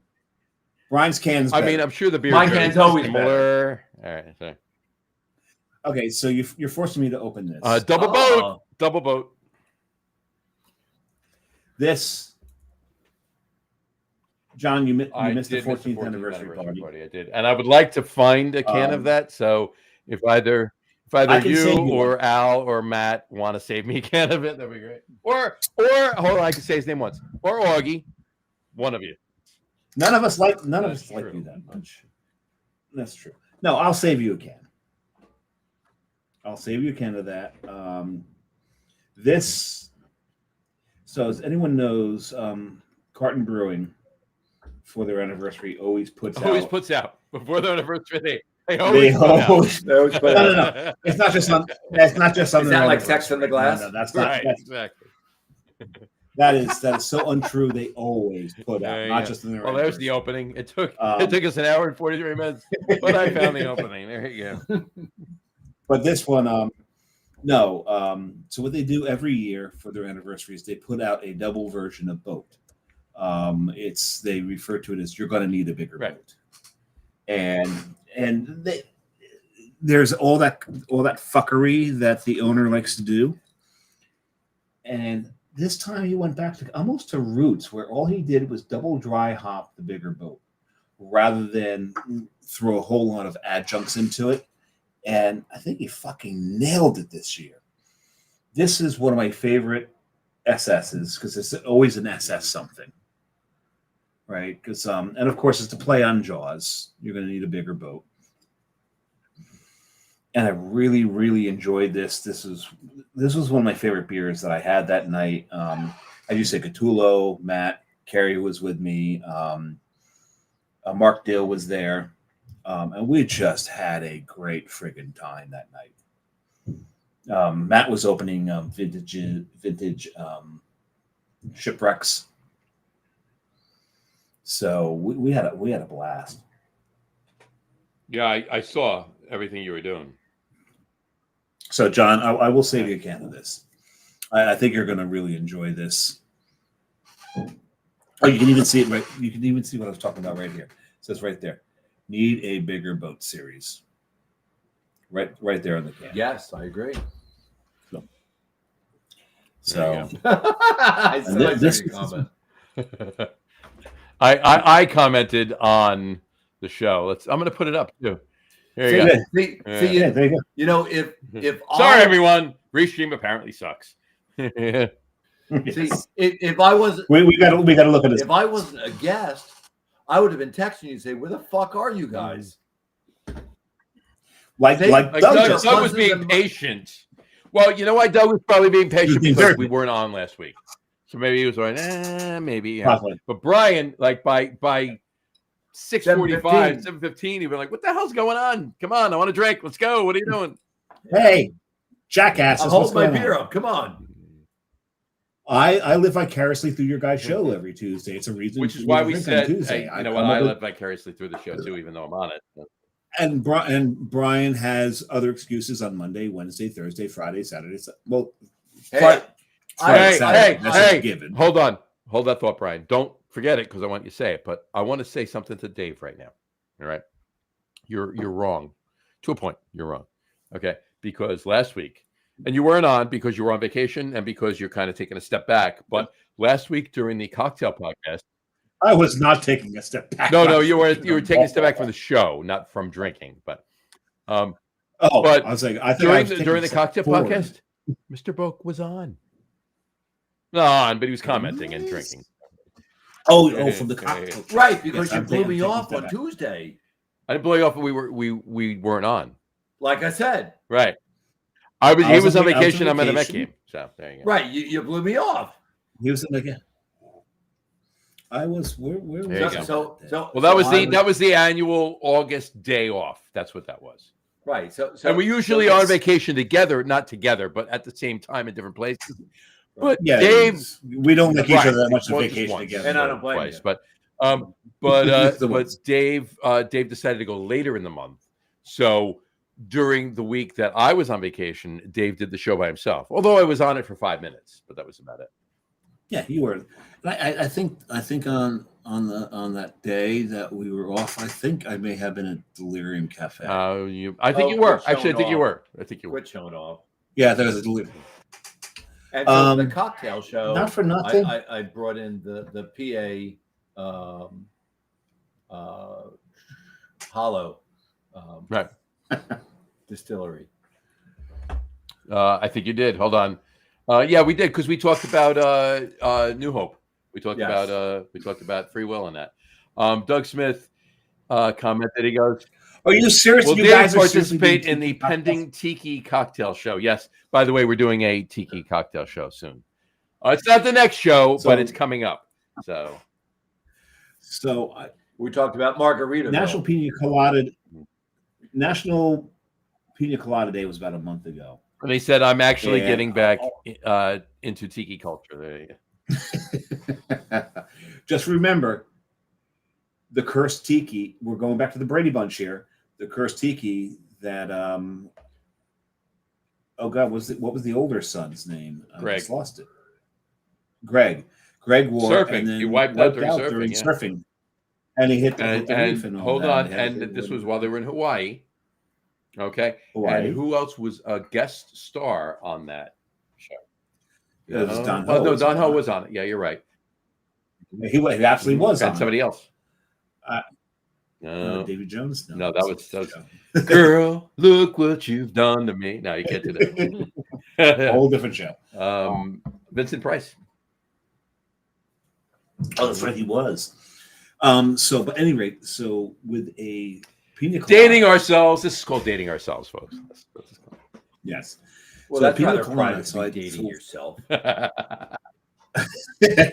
no one else will. You got to do what you got to do. You know what I'm saying? Oh, where's the Doug nailed it. There you go, Vincent Price. There you go. There you go. But National Pina Colada Day, I made pina coladas, and there was this recipe out there. So I kind of followed it, like whatever, and then I decided to just do it the way I thought it should be done. And I'm going to tell you one thing: if you make a pina colada and you don't add lime juice to it, you got to add. I don't need a lot, but I add a little lime juice to it. You don't need a lot, but that lime juice just cuts into the cloying sweetness of the Coco Loco. You absolutely need it. It enhances it to a point where it just makes it so much better. you've got to add the lime. So if you're thinking about, pardon me, gentlemen, but my dog, who's been hanging out with me so quietly, is starting to say, "Daddy, it's like an hour past dinner time."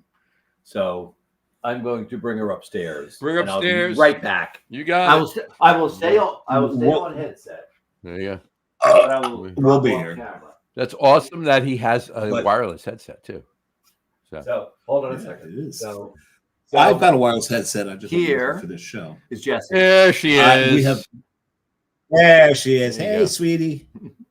Hanging out was when we were drinking several weeks ago. She was hanging out the whole night. Just don't try to don't do that. Yeah. Stress. This is a wire, so yeah, I can't go far with it. So. Yeah, it's a wire as well. I do have a. There was one show I did wear the wireless one. You did. Not the next show, but the show after that, where I'm in the Almanac, where I'm going to try a few different things. I actually have a gimbal that I bought for the camera, and I'll get to play with that a little bit. I've also got wireless mics that I'll use for Kevy and myself. Nice. We'll be mic'd up that way, and also because I did figure out how you can actually link two Bluetooth devices to work at the same time. Cool. That's apparently a newer technology, and my phone apparently can do it. So because I did test it, that works. So I'll have the wireless headphones as well. So we'll be I'll be doing some testing with technology in 2 weeks while I'm out. Very nice. So that'll be a lot of fun. Yeah. That should be a lot of fun. So let's see. I'm going to throw that up there too. And he said, "Have any of you guys drank real old school tiki cocktails beyond Mai Tais?" 100%. One of my favorite old school tiki cocktails is a Singapore Sling. That's an old fashioned one. That's. And it was funny, and I got a quick story about that too. And I'm going to leave. Funny stranger, funny haha. I'm going to leave Doug's comment up there while I say it too. Like 2 years ago, Craft Brewers Conference was in Nashville, and we drove. Me, Matt, and Jim. We drove to Nashville, but we did 5 hours at a clip. Right? We left early. We drove to Richmond, hung out in Richmond, visited some breweries, had food, stayed, left there 5 hours more to Asheville, hung out all day. Got there early. Got there before noon. Hung out all day and night in Asheville. Food, stayed over, and then left, and then went to Nashville that day. Right? When we left that morning, I don't know what possessed me. I'm not even kidding. I don't know what possessed me. This is going to get us to tiki. I'm not even kidding. Okay. We're driving through the Blue Ridge Mountains, and we're going into Tennessee from Western North Carolina. That's a beautiful, so beautiful, right? And we're heading into Tennessee, and I honestly don't even know what it was. It just popped into my mind. It was like, you know what? I haven't had in a long time. And Matt and Jim were like, "What?" I go, "A Singapore Sling." Like, where the fuck did that come from? I'm like, right. It's like way out of left field. Right. So that was it. Right. We stopped in Knoxville for lunch. We got to Nashville. We got our Airbnb. Oh, I love Knoxville. We got to our Airbnb, and then we met Dustin Kraft, who Dave knows. Dustin Kraft, the most ironic part about Dustin Kraft is for the longest time he did do it for a craft guy for Bush, yeah. Dustin Kraft. But in any event, so we hung out. We went to dinner in Germantown, in the west side of Nashville, and then he said, "Hey guys, let's go to a tiki bar in East Nashville." I'm like, "What's this you say?" Right? So we get to I want to go, and then we're driving, right? So we didn't have to rent a car. We got our car ready, right? So we get in the car. We go to East Nashville, walk in there, and what's the first freaking thing I see on the damn menu? What did I order? Singapore Sling. What did I order? Singapore Sling. Another Singapore Sling that I had. So, yeah. So not for nothing, my favorite tiki bar drink is actually pina colada, but my number two, and not for nothing, but Jersey Spirits makes a damn good version of it. Painkiller. Painkiller's good. Painkiller's good. I love Painkillers. I love the what the nutmeg brings to that drink. Yeah, right. I'm a real boring guy. I like whiskey, bourbon, and beer. I'm not a mixed drink guy. There you go. Just not my style. There's nothing wrong with that, Brian. One other thing I want to say about tiki wise. Another favorite of mine, old school. Tiki barber. Yeah. Doug's not wrong. I was going to bring up fog cutters. Fog cutters are amazing. You know what else is? I've never had a fog cutter. And you know what else is? Navy grogs. They're good too. What's a Navy grog? There's the fog cutter right there. He says, break out the Aloha shirts. The Tiki Show will be a fun one. My favorite is a fog cutter. Frog cutter. So what is it? Wait a second. Oh God. Navy grog is. I mean, these are biology class. I remember. A frog cutter. Oh my God. A frog cutter. Oh. A Navy grog is. Gross. I mean, they're all rum drinks, right? All tiki drinks are rum drinks, right? Or for the most part, right? Yeah. A Navy grog is like grapefruit and honey. That's basically your. Where's the alcohol? And rum, rum, right? Because almost all tiki drinks. That's what I just said. Yeah, it's rum. Yeah, well, rum with grapefruit. Okay. Beer Samurai. How many beers have you had? I literally just said that because he just started with the conversation of all tiki drinks have rum. So when you mention the ingredients, you don't need to mention the rum part because that is automatic. It's not. That's. Or is it redundant? Or is it saying the same thing? It's kind of both. Again. But no, there's a couple though because there's. But obviously somebody's not catching on to that fact. There's what's the drink called? There's a Saturn that has gin in it. Saturn. Gin and like the planet Saturn. It's a drink called Saturn. It's a gin and passion fruit juice. But that's not a tiki drink. It's tiki-esque. It's fringe. It's fringe. Sorry, Beer Samurai. I agree with you on this one. It's like rum. Tiki adjacent. No, it's all gin. No, but they're fringe tiki drinks because of the juices in them and everything else. There's gin in it. But no, I don't like. I always thought that a tiki drink just meant. Okay, so that means if he's going according to this, that means a tequila sunrise, which tequila sunrise is a tiki drink. As long as you put a tequila sunrise is a tiki drink, as far as I'm concerned. It is. Okay. Mm-hmm. That's like the only tiki drink that I ever used to drink. If you consider that a tiki drink, there's Planter's Punch, right? No, tiki. It's rum and sweet and sour. I always thought Planter's Punch was a southern drink, not a island drink. Well, there's a zombie. How far south are you going? It's not. Hold on. Not South apparently. Doug just said Johnny is correct. The Saturn is in the realm of tiki cocktails. Okay, so what you said earlier? No, it's on the fringe. Like I said, Saturn. I'm just the bartender. Me's coming out. Like it's. Okay, so there's an exception. There's a couple of small exceptions. For all others, it's basically rum, right? So and the zombie is basically all rum. That's all it is. So what about it? So a daiquiri. It's a daiquiri. Yeah, I mean, you could call a daiquiri. If you go to a tiki bar and order a daiquiri, you're going to get it. Let's put it that way. So it's kind of like those beer brewers that brew with like 1,000 because it has a little umbrella in it, and they still call it beer. Yeah, I mean, like if you're gonna if you order just a plain old daiquiri, you'll probably still get it. But if you order a banana daiquiri, you're getting it at a tiki bar. Yeah. Yeah. And it's always going to have a little umbrella. Got to have a little umbrella. A tiki bar drink has to have a little umbrella. No tiki. Now, I don't know if either of you remember this, but there was a chain of, there's probably only 4, I think, at any one time. The main one was in North Arlington and in Bergen County. It was, bless you. It was Jade Fountain. It was a Chinese food restaurant, Jade Fountain. The Jade Fountain. Okay, it was Polynesian. I mean, it was Chinese food, right? But it was a Polynesian restaurant. But I grew up down yeah, well, I don't know if Brian remembers there's no Central Jersey. Yeah, there's no. Yeah. Well, I live in it right now, but there you go. There absolutely is a Central Jersey. Fuck you. There's a Central Jersey. No, thank you. There you go. Anyway, but the Jade Fountain it was Polynesian, so it was basically a tiki bar inside a Chinese food restaurant, and it was It wasn't a takeout place. I mean, you could take out there. We took out all the time, but it was a sit-down restaurant. It was a restaurant that you went to and sat down. And it was fantastic. It was probably some of the best Chinese food I've ever had. And it was Polynesian too. Like there was Hawaiian dishes there too. It was really, really great. I loved this place. I miss it every friggin' day. I really do. I'm not even saying that. But I drank a couple Mai Tais, but I drank so many fog cutters. Doug's favorite drink there.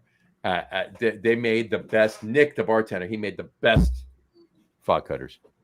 There you go. I hit the microphone too.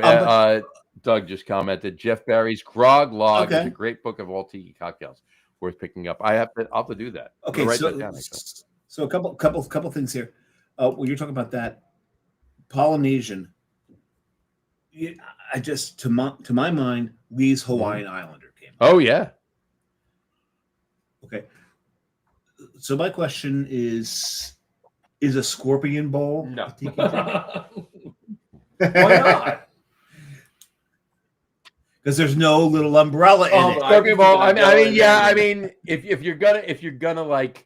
you're not going old school, yeah, call it a tiki. Well, you haven't obviously gone. Nobody in 1982 was making a Scorpion Bowl. Okay. If you can call it tequila sunrise, have you ever a tiki drink? Then you can call a Scorpion Bowl a tiki drink. Yeah.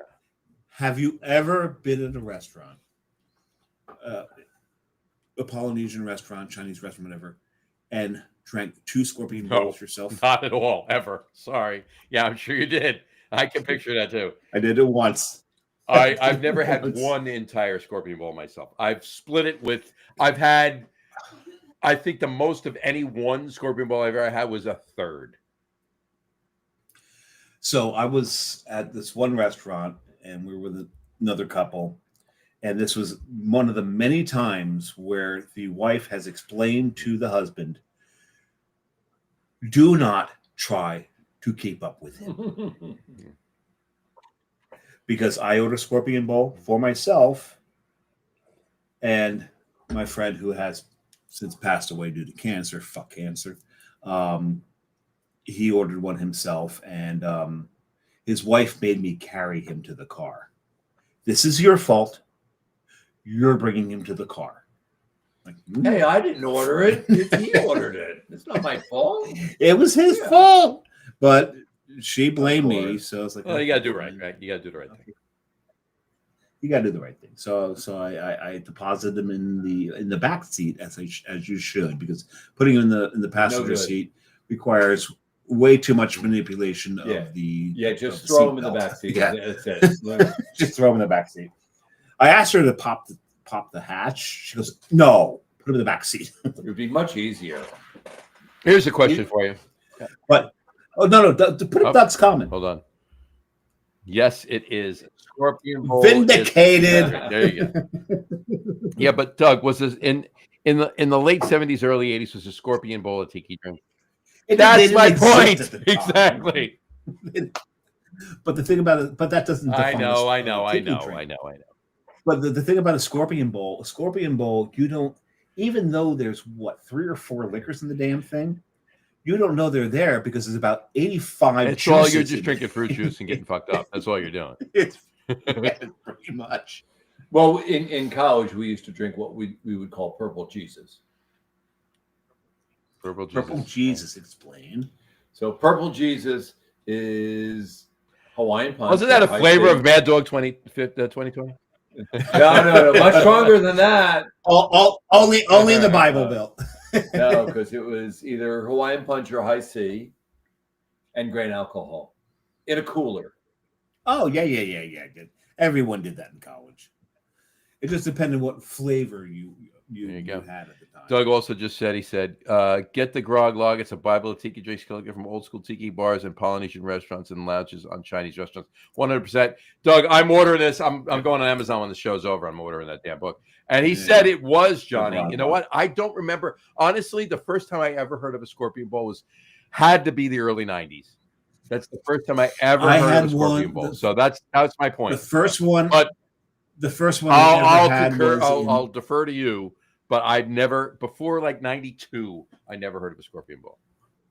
The first one I ever had was in '86. I was driving for, was it '86? No, it was prior to that. Maybe prior to that. I was driving for Domino's at the time. And I had a New Brunswick Camaro, so no, down in Ocean Township, as a matter of fact. Just funny. And, I drove in I had a '87. Camaro. I drove for Domino's briefly. You'll Where? never guess. You'll never guess. You could North go. Arlington? You could. I could sit here for 3 hours. You will never guess. Seattle. I mean, you're closer there. No, I'm kidding. I'll just tell you. A buddy of mine that lived in Utica at the time was managing a Domino's, and I went up and spent like 2 weeks with him that summer. Utica. I went up and spent 2 weeks up there with him, and he said, and after the first day I was up there, he said, "Dude, you're just hanging out because he worked the night shift. Like he went in at 3 and worked the whole night shift, and then we all hung out afterwards. We went drinking, we went here, whatever."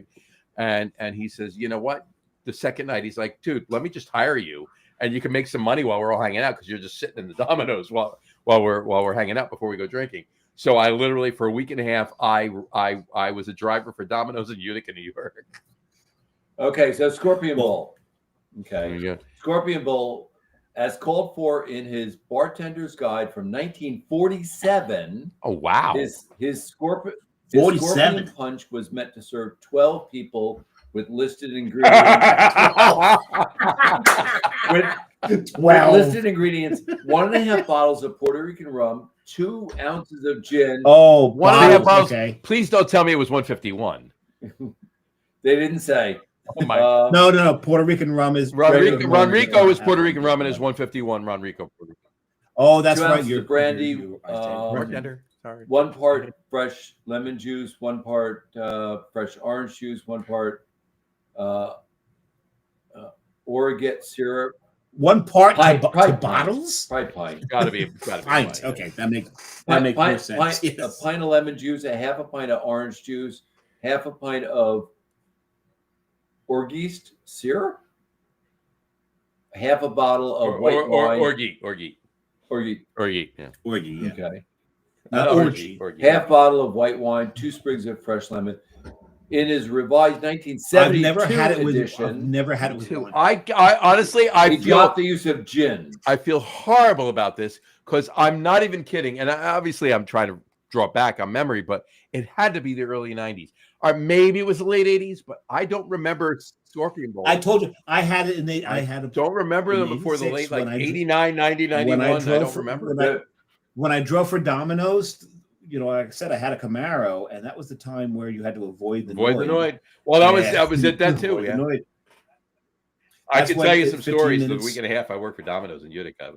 The first 15 minutes were free. The first tiki drink named the Scorpion is believed by some to have been tried by Vic in 1930s Hawaii. Oh my God. Vic is in Trader Vic. Trader Vic, yeah. It's gotta be. Yes. As in Trader Vic, yes. So what we would do. I never once, no one ever got a free pizza off of me because I had a Camaro and I was juiced up on Scorpion Bowls. Yeah. So Doug just said, Dave is not alone drinking a Scorpion Bowl solo. Done that. I have not. Have you ever done? Oh, you're a monster, Dave. You're a monster. I did 2 in one night. How are you here? I don't remember finishing the second one, but I was told you finished the second one, and I was actually. They told me you were really quite calm and I can imagine agreeable. No, I can't imagine that actually. I'm usually never. It's 100% almond simple syrup. Yeah, it's Orgeat is almond simple syrup. Yeah. Oh, that's okay. That's what you're saying. Yeah. So no, Scorpion Bowls. I haven't had one in a while. I've never had one. But that goes along with my motif of I drink bourbon, whiskey, and beer. Mm-hmm. Yep. Hey. There's one of my favorite bottles of whiskey right here, Barrel Strength Rye from Michter's right there. There you go. And I'm not a rye whiskey guy at all. It's too. You like that? You like the bourbon? You like the bourbon better? Rye. Yes, I like the bourbon better. Yes. See, John's a rye whiskey guy, RYE and WRY. Yeah, he's not wrong. I'm a TRY whiskey guy. Yeah, I will try whiskey. There you go. Out there. I'm T-Rye. one of those Like people. Like T-Rex. T-Rye. Oh, is that a T-Rye? rapper? Yeah, Brian's the rapper. T-Rye. T-Rye whiskey. When it comes to whiskey, though, there's only one whiskey that I really don't appreciate the way so many other people do. I'm just really not a big fan of Scotch. I'm not a huge Scotch fan. It's got to be the right Scotch. I do like Scotch, but it's got to be it's got to be the right. I like Highlands. I can deal with a couple of Eastleys. Sky's a little too much, but Highland is great, and it depends. And there's a lot of I had some Dalmore the other day that's finished in port casks. And it's port so the thing about good. Oh my port casks always round. But it was I literally had, and I'm not even blowing smoke when I had it, and I'm fortunate to have had it. I actually had about an ounce pour of a $4,000 bottle of Dalmore. Oh my god! And it was so was it worth fucking good? $400. I that's why I'm fortunate. It paid for it. There you go. Yeah, paid for it. I can tell you that right now. But this is. But was it $400 worth of? Oh hell no! No, I would not have paid $400 for it. But it was really, really good. So if you're a Scotch fan, it's worth it. If you're not, it's not. That's basically what I can say. But it was so good.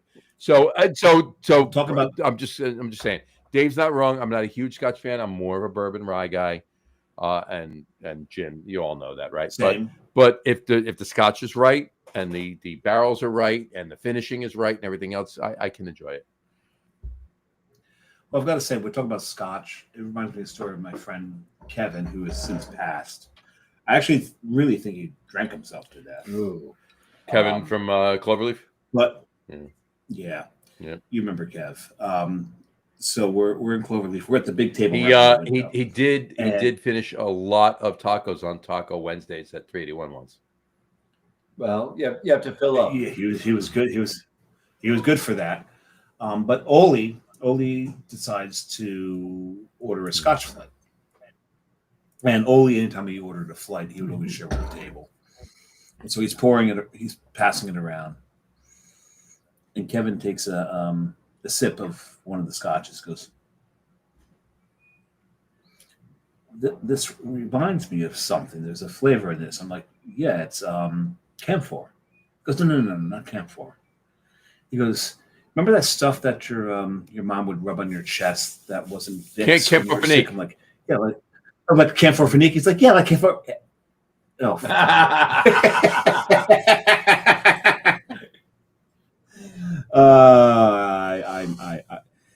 Kev was a master of opening his mouth, just change feet. Well, he didn't like the one he had. He wanted to try a different one. He was one of the best. So good. All right. Anyway, all right. Well, we've definitely taken a turn. So, in the immortal words of everybody on the sports podcast, let's get on with it. Let's get on with it, because this is supposed to be about the Giants. We definitely took a detour on Tiki. So one of these tailgates this year, Brian will. No, we won't do Tikis. No, we're drinking beer. No, we will not. We will not. And if you do it, you'll do it by yourself. No, I won't. I might bring some bourbon later in the season. Well, that's not Tiki. That's fine. That's not Tiki. Bourbon is not Tiki whatsoever. That is so anti-Tiki. Yeah.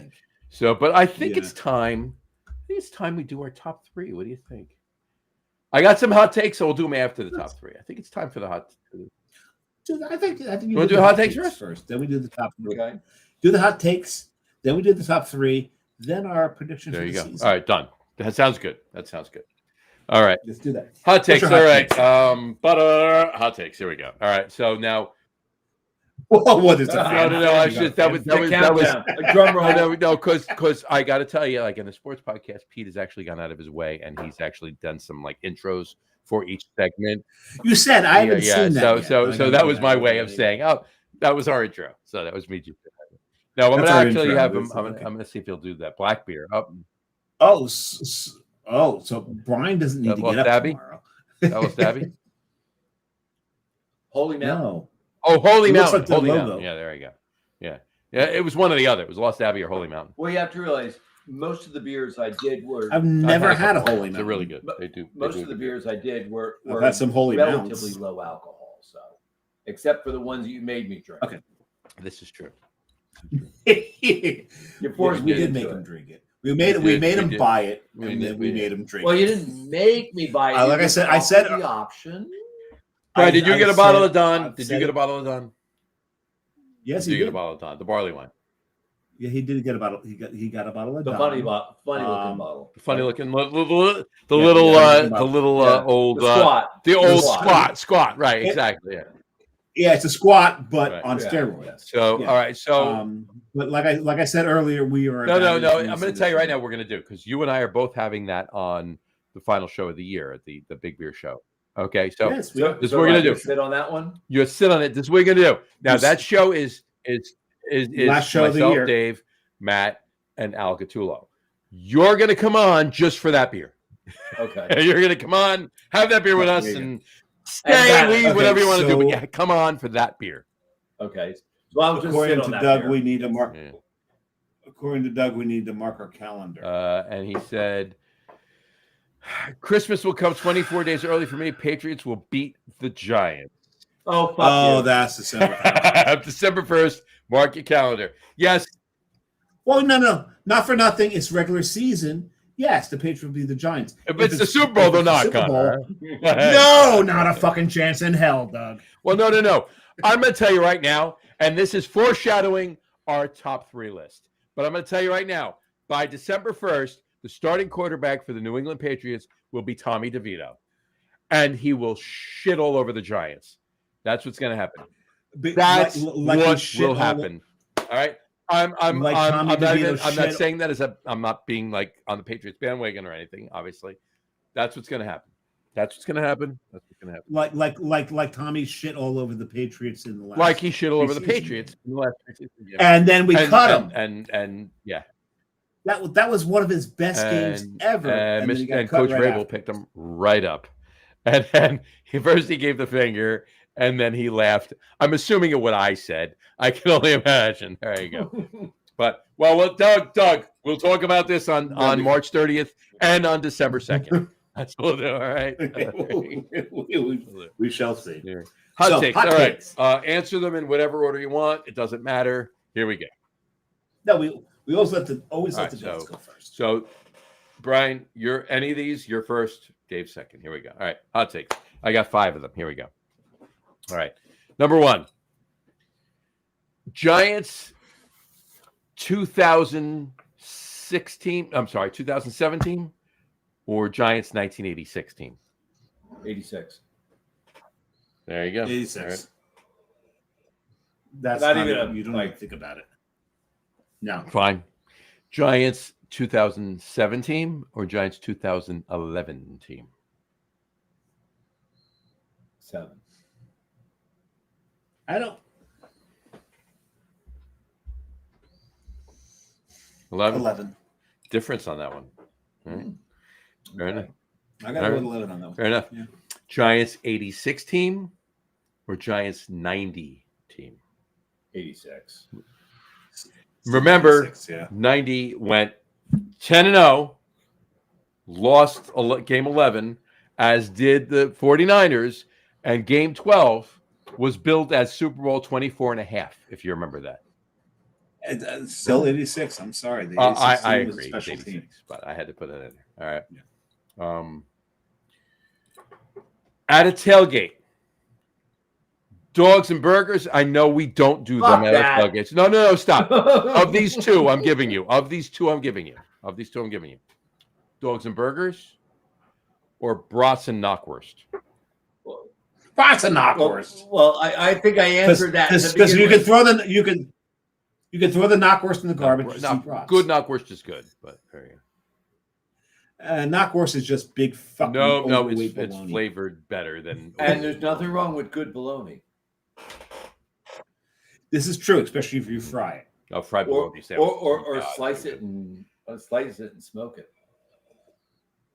By the way, So before Brian gives his answer, have either of you ever had ring bologna? Ring bologna. It's a kibasi made out of bologna. Oh, I thought it was like a bologna that was at your door going, "Hello, let me in." Hi, I'm bologna. No. Oh, it's basically a kibasi made out of bologna. That's what you need to fry. That's as a Polak, that's anathema to me. That's just, or is that it's pronounced anathema or anathema? Anathema. Anathema. Yes. Anathema. Yeah, no, that's it's actually wrong. really good. You got it right.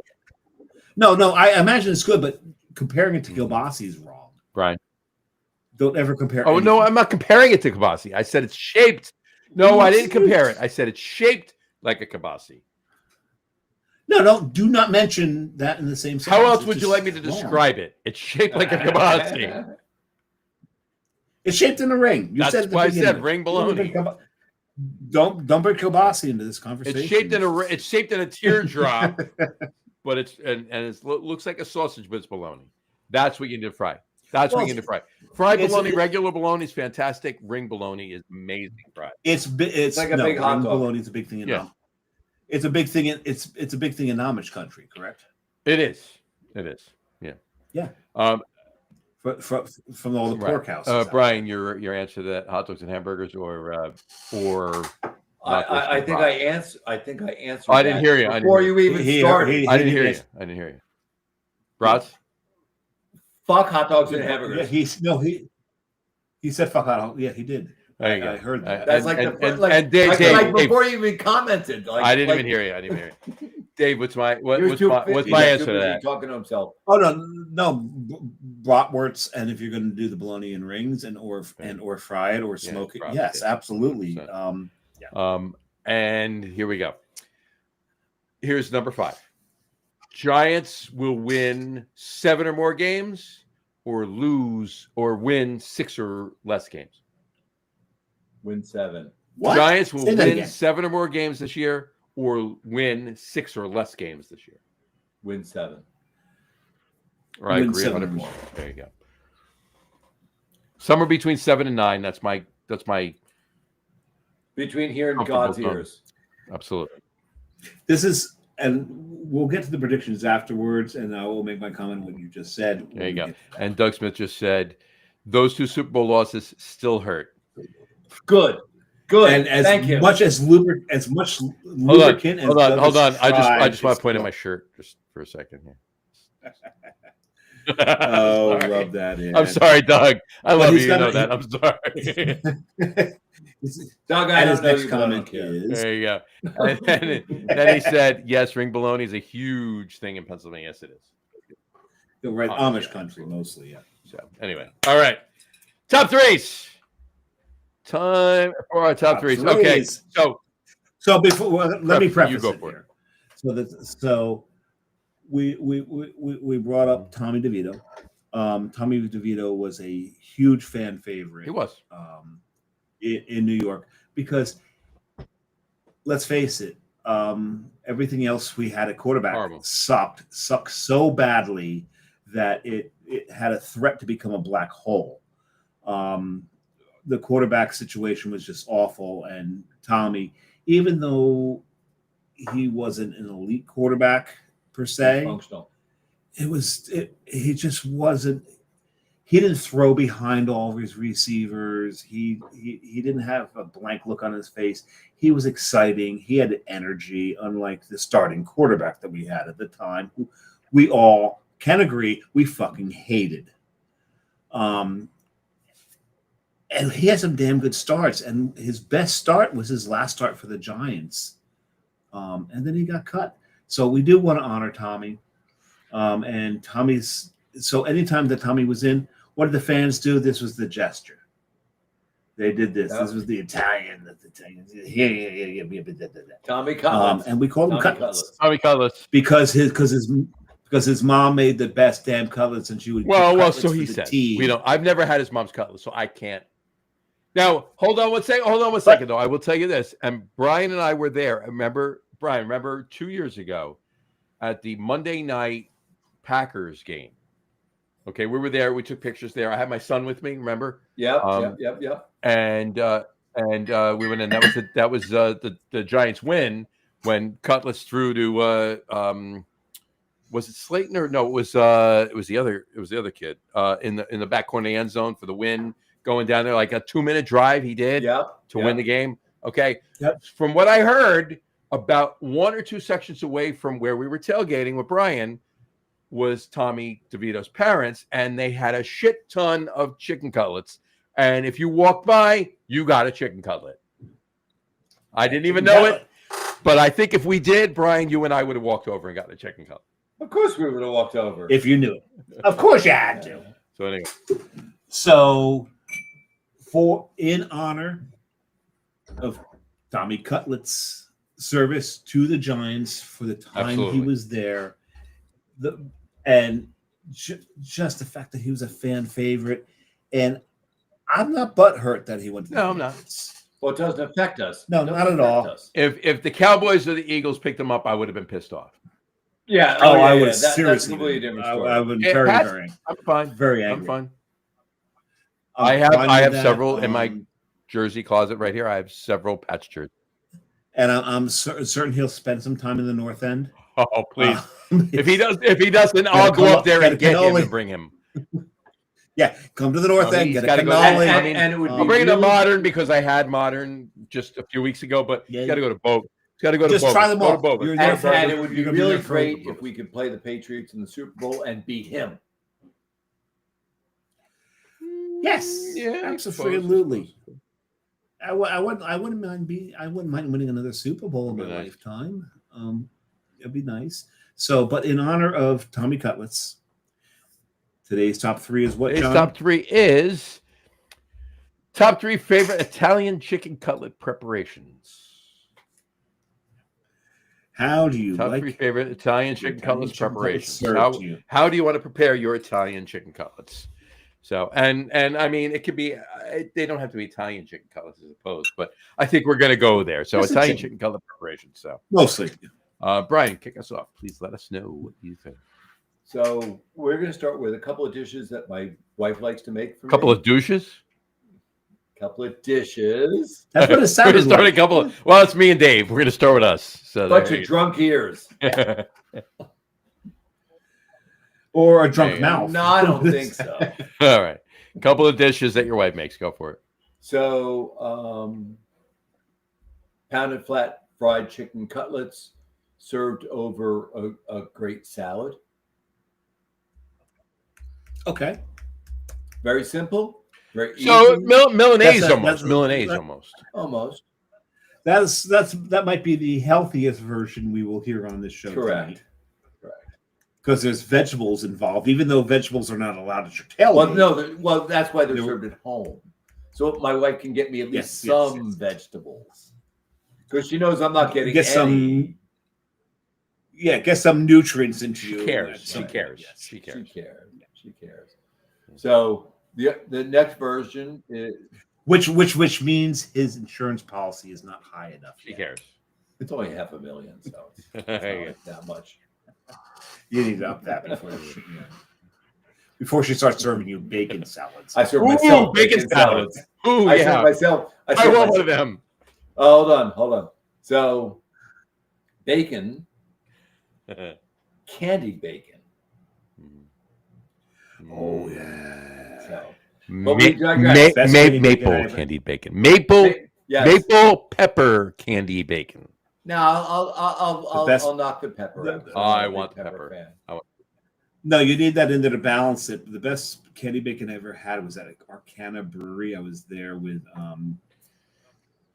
oh my God, just forgot his name and I apologize. But he brought me there. It's his home brewery. He lives like 3 blocks from there. It'll come to me. Where is it? But Florida is outside. Your brother? Tampa. No, not my brother.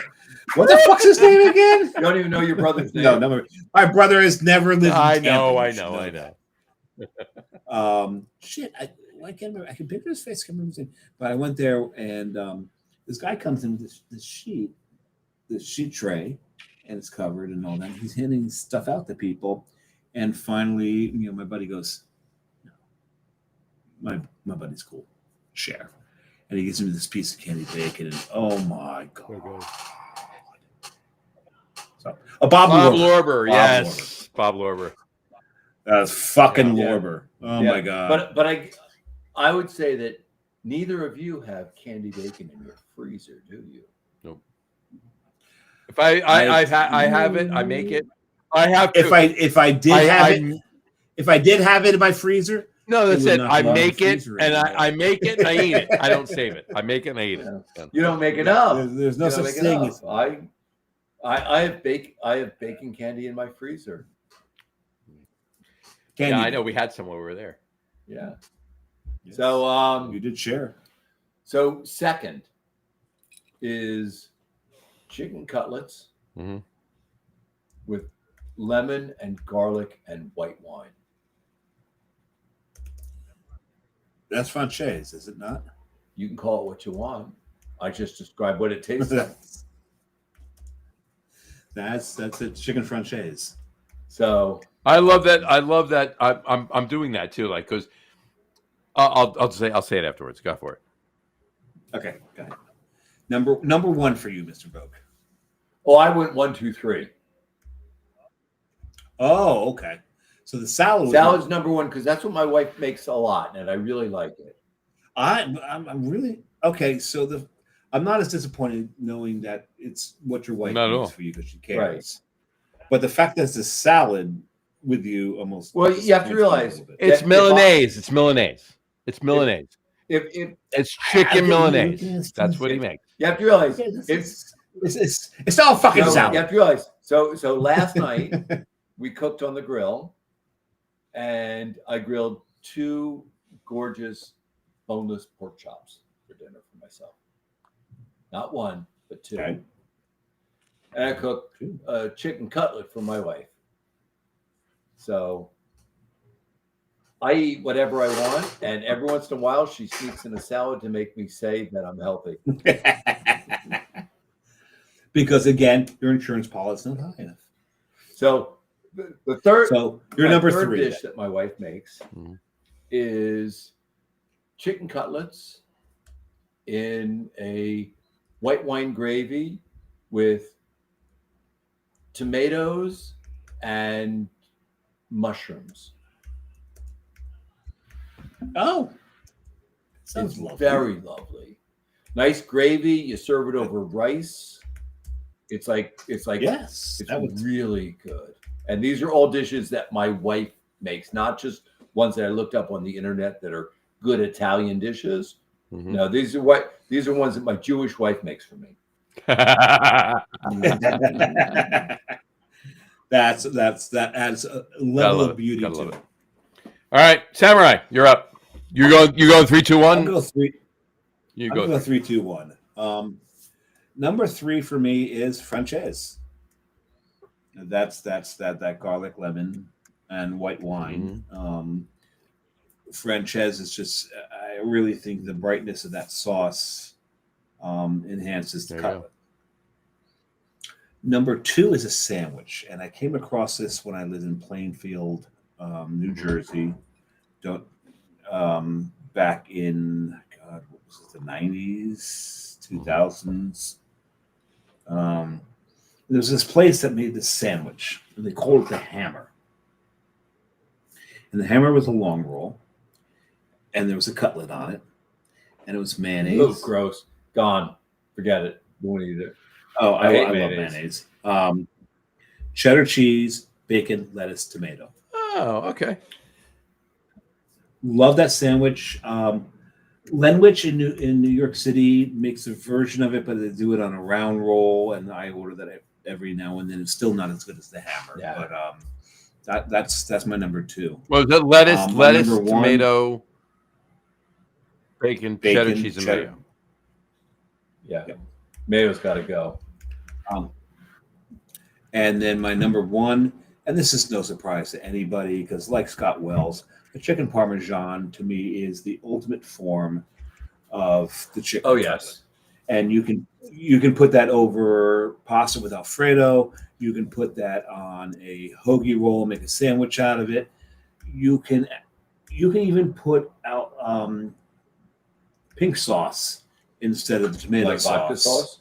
However, the vodka, absolutely. You can do a vodka sauce. However you want to do this, I don't care. But a chicken parmesan sandwich or a chicken parmesan plate, whatever you want to call it, to me, that is the ultimate iteration of the chicken cutlet. Yeah, I mean, I got to be honest with you, and I won't. This was going to be an honorable mention, but I won't even say it as an honorable mention. You're not wrong. They'll say it anyway. I'll say it while talking about Dave's list. No, seriously, it's not part of mine. I say it while talking about Dave's. Parm, I love a good chicken parm, and I just had this conversation the other day. I forget where I was. I just had this conversation the other day. I never ordered chicken parm out, and I don't know why. I want to make it at home, yeah, but I never order it. Well, here's why. No, I can. They're I can fantastic farms. I can tell you exactly why. I make this at home. Let me get something else. You know what I mean? That's where I got my. Well, it's why Carrie and I rarely ever go to Italian restaurants, because her and I both cook Italian better than a lot of Italian restaurants we've been to, and we live in Jersey. We live near New York City. You live in hardcore. It's rare for us. Hardcore Italian. Oh yeah, we live in hardcore Guinea. And we've been to many Italian restaurants in this area. We're like, we can make this better. But as anybody knows, making chicken cutlets is a lot of fucking work. Yeah. So why not make someone else do it for you? And the one thing about the chicken parms is finding a place that can do the cutlet correctly. It buys the correct cutlet. Has a good sauce, and not only just covers in mozzarella or mutz, as we say in this area, but there's got to be some pecorino romano in there as well to add some flavor to it, and the bread. The bread is always fucking key. Bread is critical. Absolutely. Yeah. So if they can nail all those elements, I'm ordering that weekly, and I've not found it in this area because I live in Union City. Don't you have good bread there? No, they got great bread, but it's a very Hispanic area. The food here is amazing, but you don't know Italian here. It's my God, the Cuban food here is killer. This is the second highest population of Cuban Americans in the country, next to Miami. So the food here is, I will never shit on the food here. It's fantastic, but you don't order chicken in this area. No, you don't order pizza in this area. It's almost like ordering a boboli. My rule of thumb here is if you look at a pizzeria and there's also empanadas or Fanta available, you don't get the pizza. Do get the garlic shrimp though. Oh yeah, get the garlic shrimp. Get the empanadas. All right. Empanadas. And I'll concur with both of you. Parm, while I love a fantastically made tomato sauce, and I have to tell you, and this is something I'll mention in a minute or whatever. I think I make one of the best tomato sauces. I do. And I would love to put you against Carrie. Have at it. Let's do a cook-off, because you know what's going to happen. No matter who wins, we're going to have some fantastic food. Well, they're both going to win. Okay, so you guys set that up and bring it to my tailgate. There you go. Yeah, there we go. We have a lot of bad fucking judges there. I make my mother's tomato sauce, and she made her mother's tomato sauce, and she made her mother's tomato sauce. And she made her mother's tomato sauce. And now we're back a few generations in Italy. All right. So Anyway. So by the way, I am sure drinking this. There you go. John, did I tell you about this glass? So what is in that bottle? This is port. Port. This is a 20-year-old port, I believe. 20-year-old port or 20-year-old? 20-year-old 20. And this particular glass came from an antique shop in Bruges. In one moment. You got it. In Bruges, Belgium. So I would leave you to talk about your glass by yourself and go do a bio break on my own, but I won't. I'll let you talk to me. I could you probably could. Maybe I will. Hold on, we got a comment here. Let me see what it is first. Here we go. It's Doug. He says, "What's in the tomato sauce, Johnny?" I would have to give you my recipe. So, Doug, I will tell you, but not on the show. So I'll let you. In our group, I'll put it to you. So the one thing about this glass is the glass actually has a heritage, and the person I bought it from actually told us it, and I completely forgot it. But this is one thing that you can't actually have in the U.S. anymore because it's lead crystal. Okay, no more lead crystal in the United States. If it's here, you got it. If it's not, you're not getting it. So if you look at the craftsmanship of this fucking glass, and if you felt the weight I can imagine. of this glass, this is. I'm so happy that this survived the trip over on the plane. And she wrapped it beautifully for us. So John, do you need your bio break? I gotta do my top three. So here we go. All right, my number 3. All right, veal Saltimbocca. Ooh. So that's not a chicken cutlet. No. Saltimbocca. Did I say veal? I meant chicken. Chicken cutlet. Chicken Saltimbocca. Okay, so veal Saltimbocca would have been my number 3. Chicken Saltimbocca. But to me, Saltimbocca it's a veal dish, but I've had it as much with chicken it can be done with as I've had it with veal, and it's amazing. And I agree with you, and I love chicken Saltimbocca, but veal Saltimbocca, the whole point of veal Saltimbocca is that play between the sage and the veal. The sage is there to cut into to enhance the veal. This was a dish that was not made for chicken because Saltimbocca was going to be my number 2.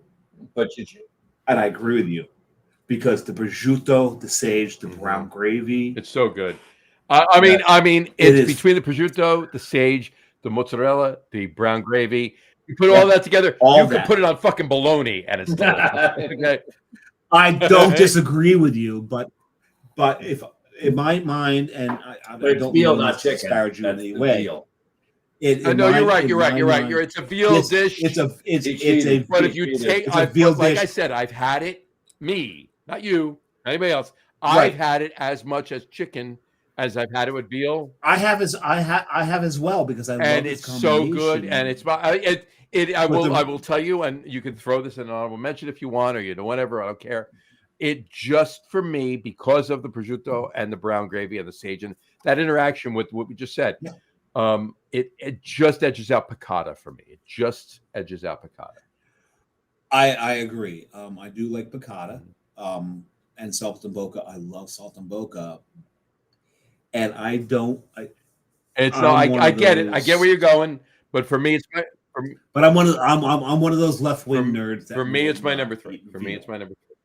Okay. You want to give me you want to throw piccata in there as an honorable mention? I said that's fine, but chicken Saltimbocca is my number 3. So what do we got as 2? And not for nothing. I respect the fact that it's chicken Saltimbocca because I won't eat. Fair enough. There you go. My number 2, Marsala. Okay. Marsala is fantastic. Marsala, my wife loves Marsala. Great. And not for nothing, Frances just edged out Marsala for me. There you go. I could eat Marsala. I could eat Marsala. If Saltimbocca is every other meal, I can eat Marsala every meal. That kind of a thing. Well, Witten or Breton? No, not Breton. Winston Marsala or who's the other? Brantford. Brothers. Brantford or Salis. But that's okay. Oh, that's right. It's Branford Marsalis or Winston Marsalis. Winton Marsalis. Winton Marsalis. Winton. Yeah, you said Winford to begin Winton with. Marsalis. Yeah. Anyway, and my number one, and again, like I said, this is a throwback to my mom. God bless her. And a throwback to her mom, and a throwback to my great grandmother, and on and on and on. And no sauce. Cut just chicken cutlets with Italian seasoning, and not breaded chicken cutlets, but not Italian seasoning breadcrumbs. I season my own breadcrumbs. Okay, I season my own breadcrumbs, and I pound them not too thin, but not too thick, the right amount. Okay, and I cut them too. I don't get cutlets. I get breasts, and I cut my own cutlets, and I pound them, so they're not paper thin where you're just eating breading, right? There's meat. There's meat. Some chicken in there. There's a ratio right? that is. And I'm seasoning my own breadcrumbs. I'm seasoning my own breadcrumbs, and I'm frying them. And those chicken cutlets, little bit of lemon. That's it. Those are my favorite cutlets. So you're basically saying Italian schnitzel. Sure. Yes. Sure. Yeah. And you know what? And since I'm both Italian and German, that works. Yeah. And I actually considered at one point just saying, just a straight up fucking cutlet in my face. Well, I do that when I make cutlets. I make so many cutlets. I do some parm, I do some marsala, I do some regular, and I save a bunch, and I have sandwiches for a couple of days. Yeah, and when we do cutlets here, the two that I have is the two that I have. Well, that's the concept of like the rest are done. And salad. It's like just plain chicken cutlets. It's like really good. And that's why, as much as I made fun of you about it being vegetables, I completely freaking get that, because a cutlet in and of itself is magic. If it is done correctly, that's all you freaking need is that cutlet, a knife and a fork, and your face. And also cooked in a cast iron. Oh, you're taking it, and not for nothing, I love cooking in cast iron. I mean, my wife does sometimes cook them just in the oven on a cookie sheet, but cooking them in cast iron is like killer. You got to do it in a pan with the oil. You don't want the oil covering the cutlet, and it's a hard thing to do where you got just enough oil to come up to half the level of a cutlet. You got such a thin cutlet.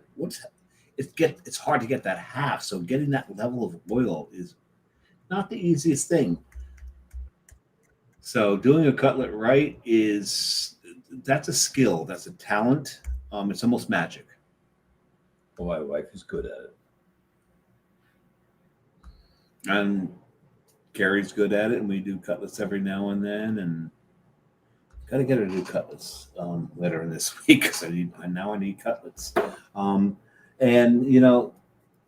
not for nothing, I think the Giants fans are going to miss cutlets. We'll see. We will see.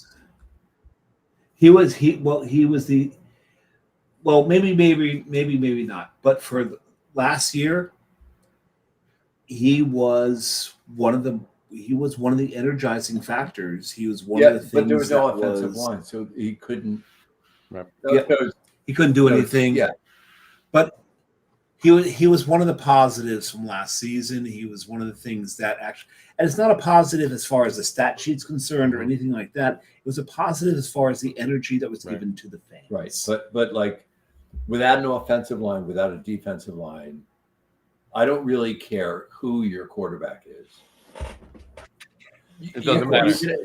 But if he doesn't have time to throw, 100%, it really doesn't matter. No, you're Brian. You're spot on. Because here's the thing: you could have. You guys talk about this. I need number 2. All right. You could have.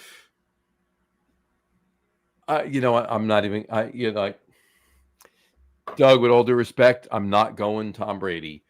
You could have Joe Montana, Peyton Manning. I mean, Peyton Manning, by Any the way, of the top quarterbacks. yeah, Without Peyton Manning, by the way, Peyton over Eli, give me every day of the week on the regular season. During the postseason, I want Eli over Peyton every day of the week. Yes, okay. Agreed. But that being said, take any top quarterback you want. You put him behind a shit line, he's not doing anything. Okay. No. Now you take a serviceable, I won't say average, I won't say anything else, just a serviceable quarterback. You put him behind a brick wall, he's an amazing quarterback. Right. Because it's all about the trenches. It's all about the trenches, period. Somebody can run down the line, find an open spot, and the quarterback can throw to him.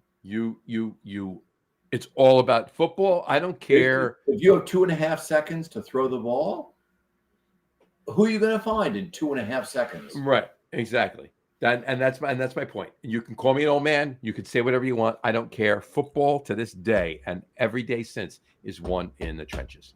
It's won on the offensive line and the defensive line. That's where football games are won. Period. Mm-hmm. There you go. Always. Talk amongst yourselves for 2 seconds. When I come back from my bio break, we will wrap up the show. But my whole point about Tommy DeVito, like I said, it doesn't matter about the stats. Yes, the O-line what it was, the defense what it was last year. It's just that Tommy gave a spark. He gave something to the Giants fans to root for. He was a local kid. Oh yeah, he lived around the corner. Right. He lived around the corner from Brian Altschul at the time. One of the contributors to the show, one of our personal friends. He gave us something to root for when there was nothing to root for last year. And even though we're losing the games, we still celebrated every freaking completion that Tommy had. So as much as I hate to see him leave, it was a time thing. It was a timing thing. It is, and I'm glad to see that, because the fact that he was here for several years, he had a bad offensive line, which means he couldn't do anything. And he had a bad, and he was in an offensive scheme that didn't actually fit him. Right. They developed an offensive scheme around Daniel Jones, which was a waste because Daniel Jones is just an awful quarterback. There's no spark to him. The thing about Daniel Jones that I always hated is when he came off the field, he would sit down, grab his tablet, and I don't know if he was playing Pokemon Go or he was actually looking at plays, but the one thing is he was not a leader. He never went to the offensive line, never went to the receivers, never talked to them about the game. He was inclusive to himself. He was one of the worst leaders as a quarterback that you will ever see in the NFL. And I don't know what the hell was wrong with him. I don't know why anyone would sign him. DeVito was the anti-Danny in the fact that he was a force on the sideline. He was animated. He got people up. Where Daniel, it's like he didn't care about the rest of the fight. I mean, I wish him well where he is. Yes, absolutely. And I hope to play him and kick his ass. Yes. Well, we're not playing him this year, so. I thought we had a game against the Patriots. Oh, I thought you were talking about Daniel Jones. No. Oh no! Oh no! Yeah, we're playing. Well, it depends. If Drake May's playing, then we're not playing Tommy DeVito, right? Yeah, week 13. No, we're not playing DeVito. Week 13. But we'll see if you're right. We are playing Tommy DeVito, John. Because I did. No. I thought for some reason I heard Daniel. I thought you were talking about Daniel. No. Well, we were a little bit, but not much. We're trashing him as he should be trashed. But I should have been trashed before that pick. Don't get me started on Gettleman and anybody else. 3 years ago, he should have been trashed. And that was 3 coaches ago. So. There's a reason for So that. at any rate, Just saying. yeah. So anyway, we're on to the predictions. Predictions for the season. Let's start. Here we go. Brian, kick us off for the predictions for this season. So we're going to win more than 50%. Okay. We'll be over 500. Okay. We're going to be over 500. So we're winning at least 9 games, is what you're saying. Yes. All right. Yes, we're winning at least 9 games. Okay. And hey, I'm a Giants fan. You got to look hopeful. You got it. There is a theory that the offensive defensive line is hopeful. It's better than last year. It's better than many years. Not even just last year. It's better than many years. So our goal is to be productive and not fuck up. Okay. And I'll be at every home game except for the Eagles game, which I will be in Cape Hatteras with my feet in the Atlantic Ocean, with whatever is left of Cape Hatteras after the storm. Yeah, and hopefully there's no hurricane while you're there. I hope not, because it'll still be I've had to evacuate from Cape Hatteras in the past. So it'll still be hurricane season while you're there. Yeah. All right. Samurai? I agree with Brian. I think we go over 500 this year. And I do want to point out the fact that the past couple of years when we've done this show, both of you have been seriously over optimistic. So I'm glad to see that both of you have been punched in the nuts the past couple of years and have been brought down to reality, where you kind of made fun of me about my pessimism, but my pessimism played out. But I got to go with the optimism this year and agree with Brian. I'm thinking of a 10-8 season. As far as playoffs concerned, it really depends. Will the NFC East get 3? We'll never get in the playoffs. We'll never get in the playoffs. Yeah. So because I hate to say this, we make fun of Dallas all the time, but I think they'll make the playoffs again, knocking us out and Philly. I don't. I hope you're right. When my predictions, I'll tell you when I don't see 3 teams from the NFC East getting in. If there's 2, it will be the Giants. I still don't think it'll be the Giants. So, and because Washington is always that fucking wild card. You never know what the hell they're going to do. So we'll see how the season goes. But I think we have a winning season this year. At least 9-9, if not 10-8. I think it's much better. I think it's much improved over. Well, how can you be worse than last year? God, read what it says under the Beer Samurai on the screen right there. Right under the Beer Samurai, it says it can't be worse than last season, right? God, if it's worse than last season, I'm changing teams. Doug Smith just said he wasn't Daniel Jones. He's talking about Cutlets. We were talking about Cutlet. Yeah, you were in the bathroom when you put that up. That's my prediction. I think we've got an outside shot at the playoffs, depending upon what happens in the NFC. Your Samurai is smoking crack. Yeah. All right. Doug Smith just said. I was just. Doug Smith just said Washington is going to be good again this year. I'm gonna. Washington is going to be good because I do like their coach. Although you should like their coach too, Doug, because if he didn't coach the way he did, you wouldn't have won your 6th Super Bowl. Actually, you wouldn't have won your 5th Super Bowl.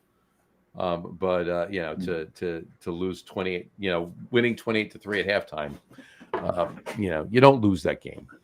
But Dan Quinn, I do like Dan Quinn. I think he's a good coach. And I think Washington will be good again this year. But I do think Jaden Daniels will take a step back just ever so slightly.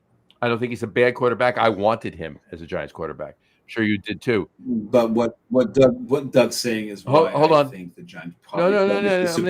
I'm not even talking about the Giants. I'm not talking about the Giants. I'm talking about Washington right now.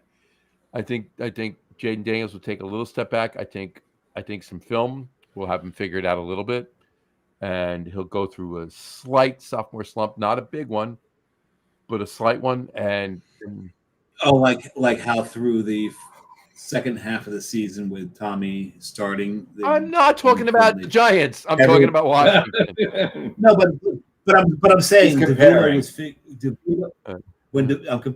When DeVito first came in, they couldn't figure him out. By about four games in, they figured him out. No offense to Tommy DeVito. I liked the kid. I think if the Giants had the opportunity to hold on to him somehow, that would have been good because Russell Wilson's on a 1-year contract. So after this year, no matter what happens this year, Russell Wilson's gone. All right. And Jackson Dart is the starting quarterback with Jameis Winston as his backup, and you can have Tommy DeVito as a third. Right. So that would have been awesome. It's not going to happen because they had not for nothing. I would have cut. No, you can't do that. Jameis has got interception issues. Yeah, but he's a backup. He's the backup. He's got a person. He doesn't have a personality issue. Jameis Winston doesn't have a personality issue. Jameis Winston he's got a personality. Yeah. I don't think it's an issue. But look, it doesn't matter. It doesn't matter. That's irrelevant. My point is, let's get your prediction. They weren't able to keep him. You're getting around. What I'm trying to, I'm not dancing. I'm trying to get to my point. Shut up, both of you. All right. Anyway. He's German and Irish. My point is that while Tommy DeVito, I did want to keep him, and I do like the kid, Jaden Daniels is a better quarterback than Tommy DeVito. Okay, that's my point. That was my point. So I do think Washington will regress a little bit. They'll probably still make the playoffs.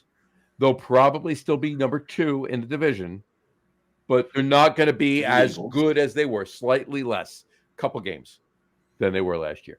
And I don't think they're making the NFC Championship game again either. But what's for the Giants, okay, I am going to say they're not going to see 500, but they're just going to miss it. 8 games.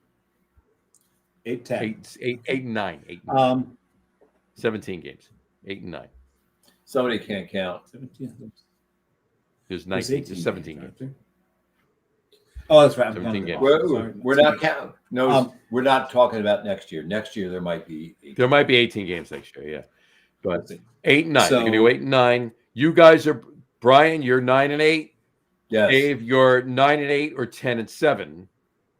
9 and 8. 9 and 8. Okay. I'm 8 and 9. They're just going to miss 500. But I will tell you this: they will be number 3 in the division. The Cowboys are going to be lower. You think the Cowboys are going to fail? I agree. I'm not particularly certain where it's going to wind up because right now with the Eagles, Saquon is facing 2 curses. What's that? He's facing the Madden curse, and he's facing the Offensive Player of the Year curse. There you go. I hope you're right because I was going to pick him in my in the fantasy football draft last night with the shits. But these two curses make it seem, and we know that Saquon is prone to injuries. There's a possibility by game 3 or 4 that he fails, that he may be done for the season. That's pretty morbid, but okay. Based on, and I'm not wishing this upon him because I love Saquon. I think the Giants screwed him. I agree. I don't think the Giants screwed him. I think Joe Shane screwed him, but that's beside the point. Yes, absolutely. But the Giants front office screwed him.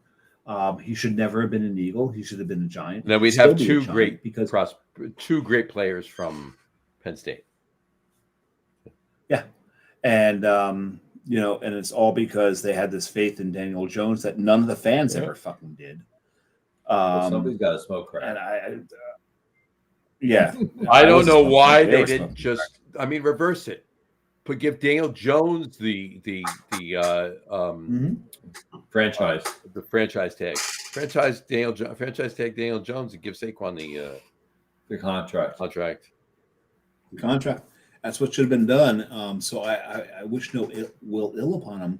But when you look at these curses. I hate to say it, but it's not looking good for Saquon. Look, for the season. I'll be honest with you, and then we'll wrap it up after that. Because I'm starving and it's 10:30 and I eat something. So and I haven't eaten either. So. Yeah. So and I need to sleep because I'm still. And you want to go to sleep a half an hour ago. Yeah. So my point that I was going to say is, while I'm upset that they did what they did to Saquon, for what you're saying to a point, but for where they are now, because I think Tyrone Tracy's an amazing running back. Knock on wood. I think Cam Scatterbo is going to be a crazy third down back and pitching passes out of backfield and everything else. We've got to see they if he keep can go from a man among boys to a man amongst men. And for where they got because of the trade of Saquon, or not trade, just losing Saquon. Because we sucked after that, we got we would not if they. My point is, if they kept Saquon, we would not be. Our team would look different than it does right now. So everything happens for a reason, dude. Right? Yeah. So mark this moment. Mark this moment. John's liking what the team looks right. I do. Looks I like do. right now. In about 6 I'll be games, bitching left let's and see right. if John. Well, you think it'll take 6 games? Oh no! Game 1 he'll be bitching. No, game one. John. First quarter. Up 37 points. John will be bitching. It doesn't matter. Right. My prediction is at the first home game, because I will not be at the Chiefs game. At the first home game on that Sunday night, I'll be sitting here watching it. I would imagine you'll be sitting in your seat, looking at your phone, seeing what you guys have all guessed, and seeing if you're right or wrong. So that's my guess. Yes, that's a good guess. This also marks the beginning of the. Now I got the hiccups. The rant. The beginning of the rant over and under. Brian, you have not replied if you're in or not. I didn't see an email about it or a text or whatever. So I've been putting up in the group. Oh, there's the group that you're in from 3,000 texts in the group, so it's like, well, you just say that you're in. Here's the thing. I love the fact that, like, the first group you had me in it. You put me in it on. Well, you first put me in it after the season, and then I saw what was going on, because in the other group nobody was commenting because everybody's commenting in that group, so I was left out. Right. So you put me in it after the season. Okay, so I see what's going on in that group, and it's great. I want to stay in the group. So then you leave me in the group, and you make another group. And now people are commenting in that group, and now people still commenting in this group, but there's a lot of shit going on in that group. I don't see it. All right, whatever. Have that. Go ahead. Well, we kind of need it that way because we can't have you influencing. No, but like I said in the first group, take me out on Thursday. Take me out the day before the Giants game. Take you out to the ball game. Take me out whenever the Giants are playing, Thursday night, Saturday, Sunday, Monday, whenever the Giants are playing, take me out the day before. And then put me back in the day after. Just do it. That's way too much effort. Oh my God. Yeah, that's hard. The drunk guy doesn't want to work. All right. Anyway. Okay. So that is our predictions. That is our trust. This has been a great show. Brian, thank you. This is our 5th annual tailgate show. I need peanut butter. You need peanut butter. What do you need peanut butter? Oh, good peanut butter. There you go. A spoonful of peanut butter. On that note, we will wrap up the show for today. I want to thank everybody for watching. For those of you just listening to the audio podcast, thank you for listening. Don't forget to visit our website, www.logroom.com. That's LEGEROOM.com. And please remember, like us and follow us on all of our social media, Facebook, Twitter, Instagram, and of course, our YouTube channel. All of them are at The Log Room. Remember, we go live with the video podcast on Facebook, YouTube, X, and Twitch every Tuesday night around 6:30 p.m. Eastern Time. And for those of you who just want to listen to the audio podcast, you could do so on our audio host, Spreaker, as well as iHeartRadio, Apple Podcasts, Spotify, Odyssey, Audible, Pandora, Amazon Music, iTunes Music, YouTube Music, TuneIn, Podcast Addict, CastBox, Deezer, Podchaser, Listen Notes, pretty much anywhere you can find audio podcast, you will find the Log Room Guys Craft Beer Podcast. And if you haven't done so already, please subscribe to one or more of those feeds, and you will never miss a show. Again, thanks for following along with us. Have a great rest of your week. Have a wonderful weekend. Have a wonderful football season. Have a wonderful tailgate season if that's what you do. Join us, whatever you do. We will have a wonderful tailgate season. What is my score? 89. Yes. Yes. No. Oh, I got 89. I'm even better. There you go. All right. At least I didn't get a 10. Oh, I wish I did get a 10, though.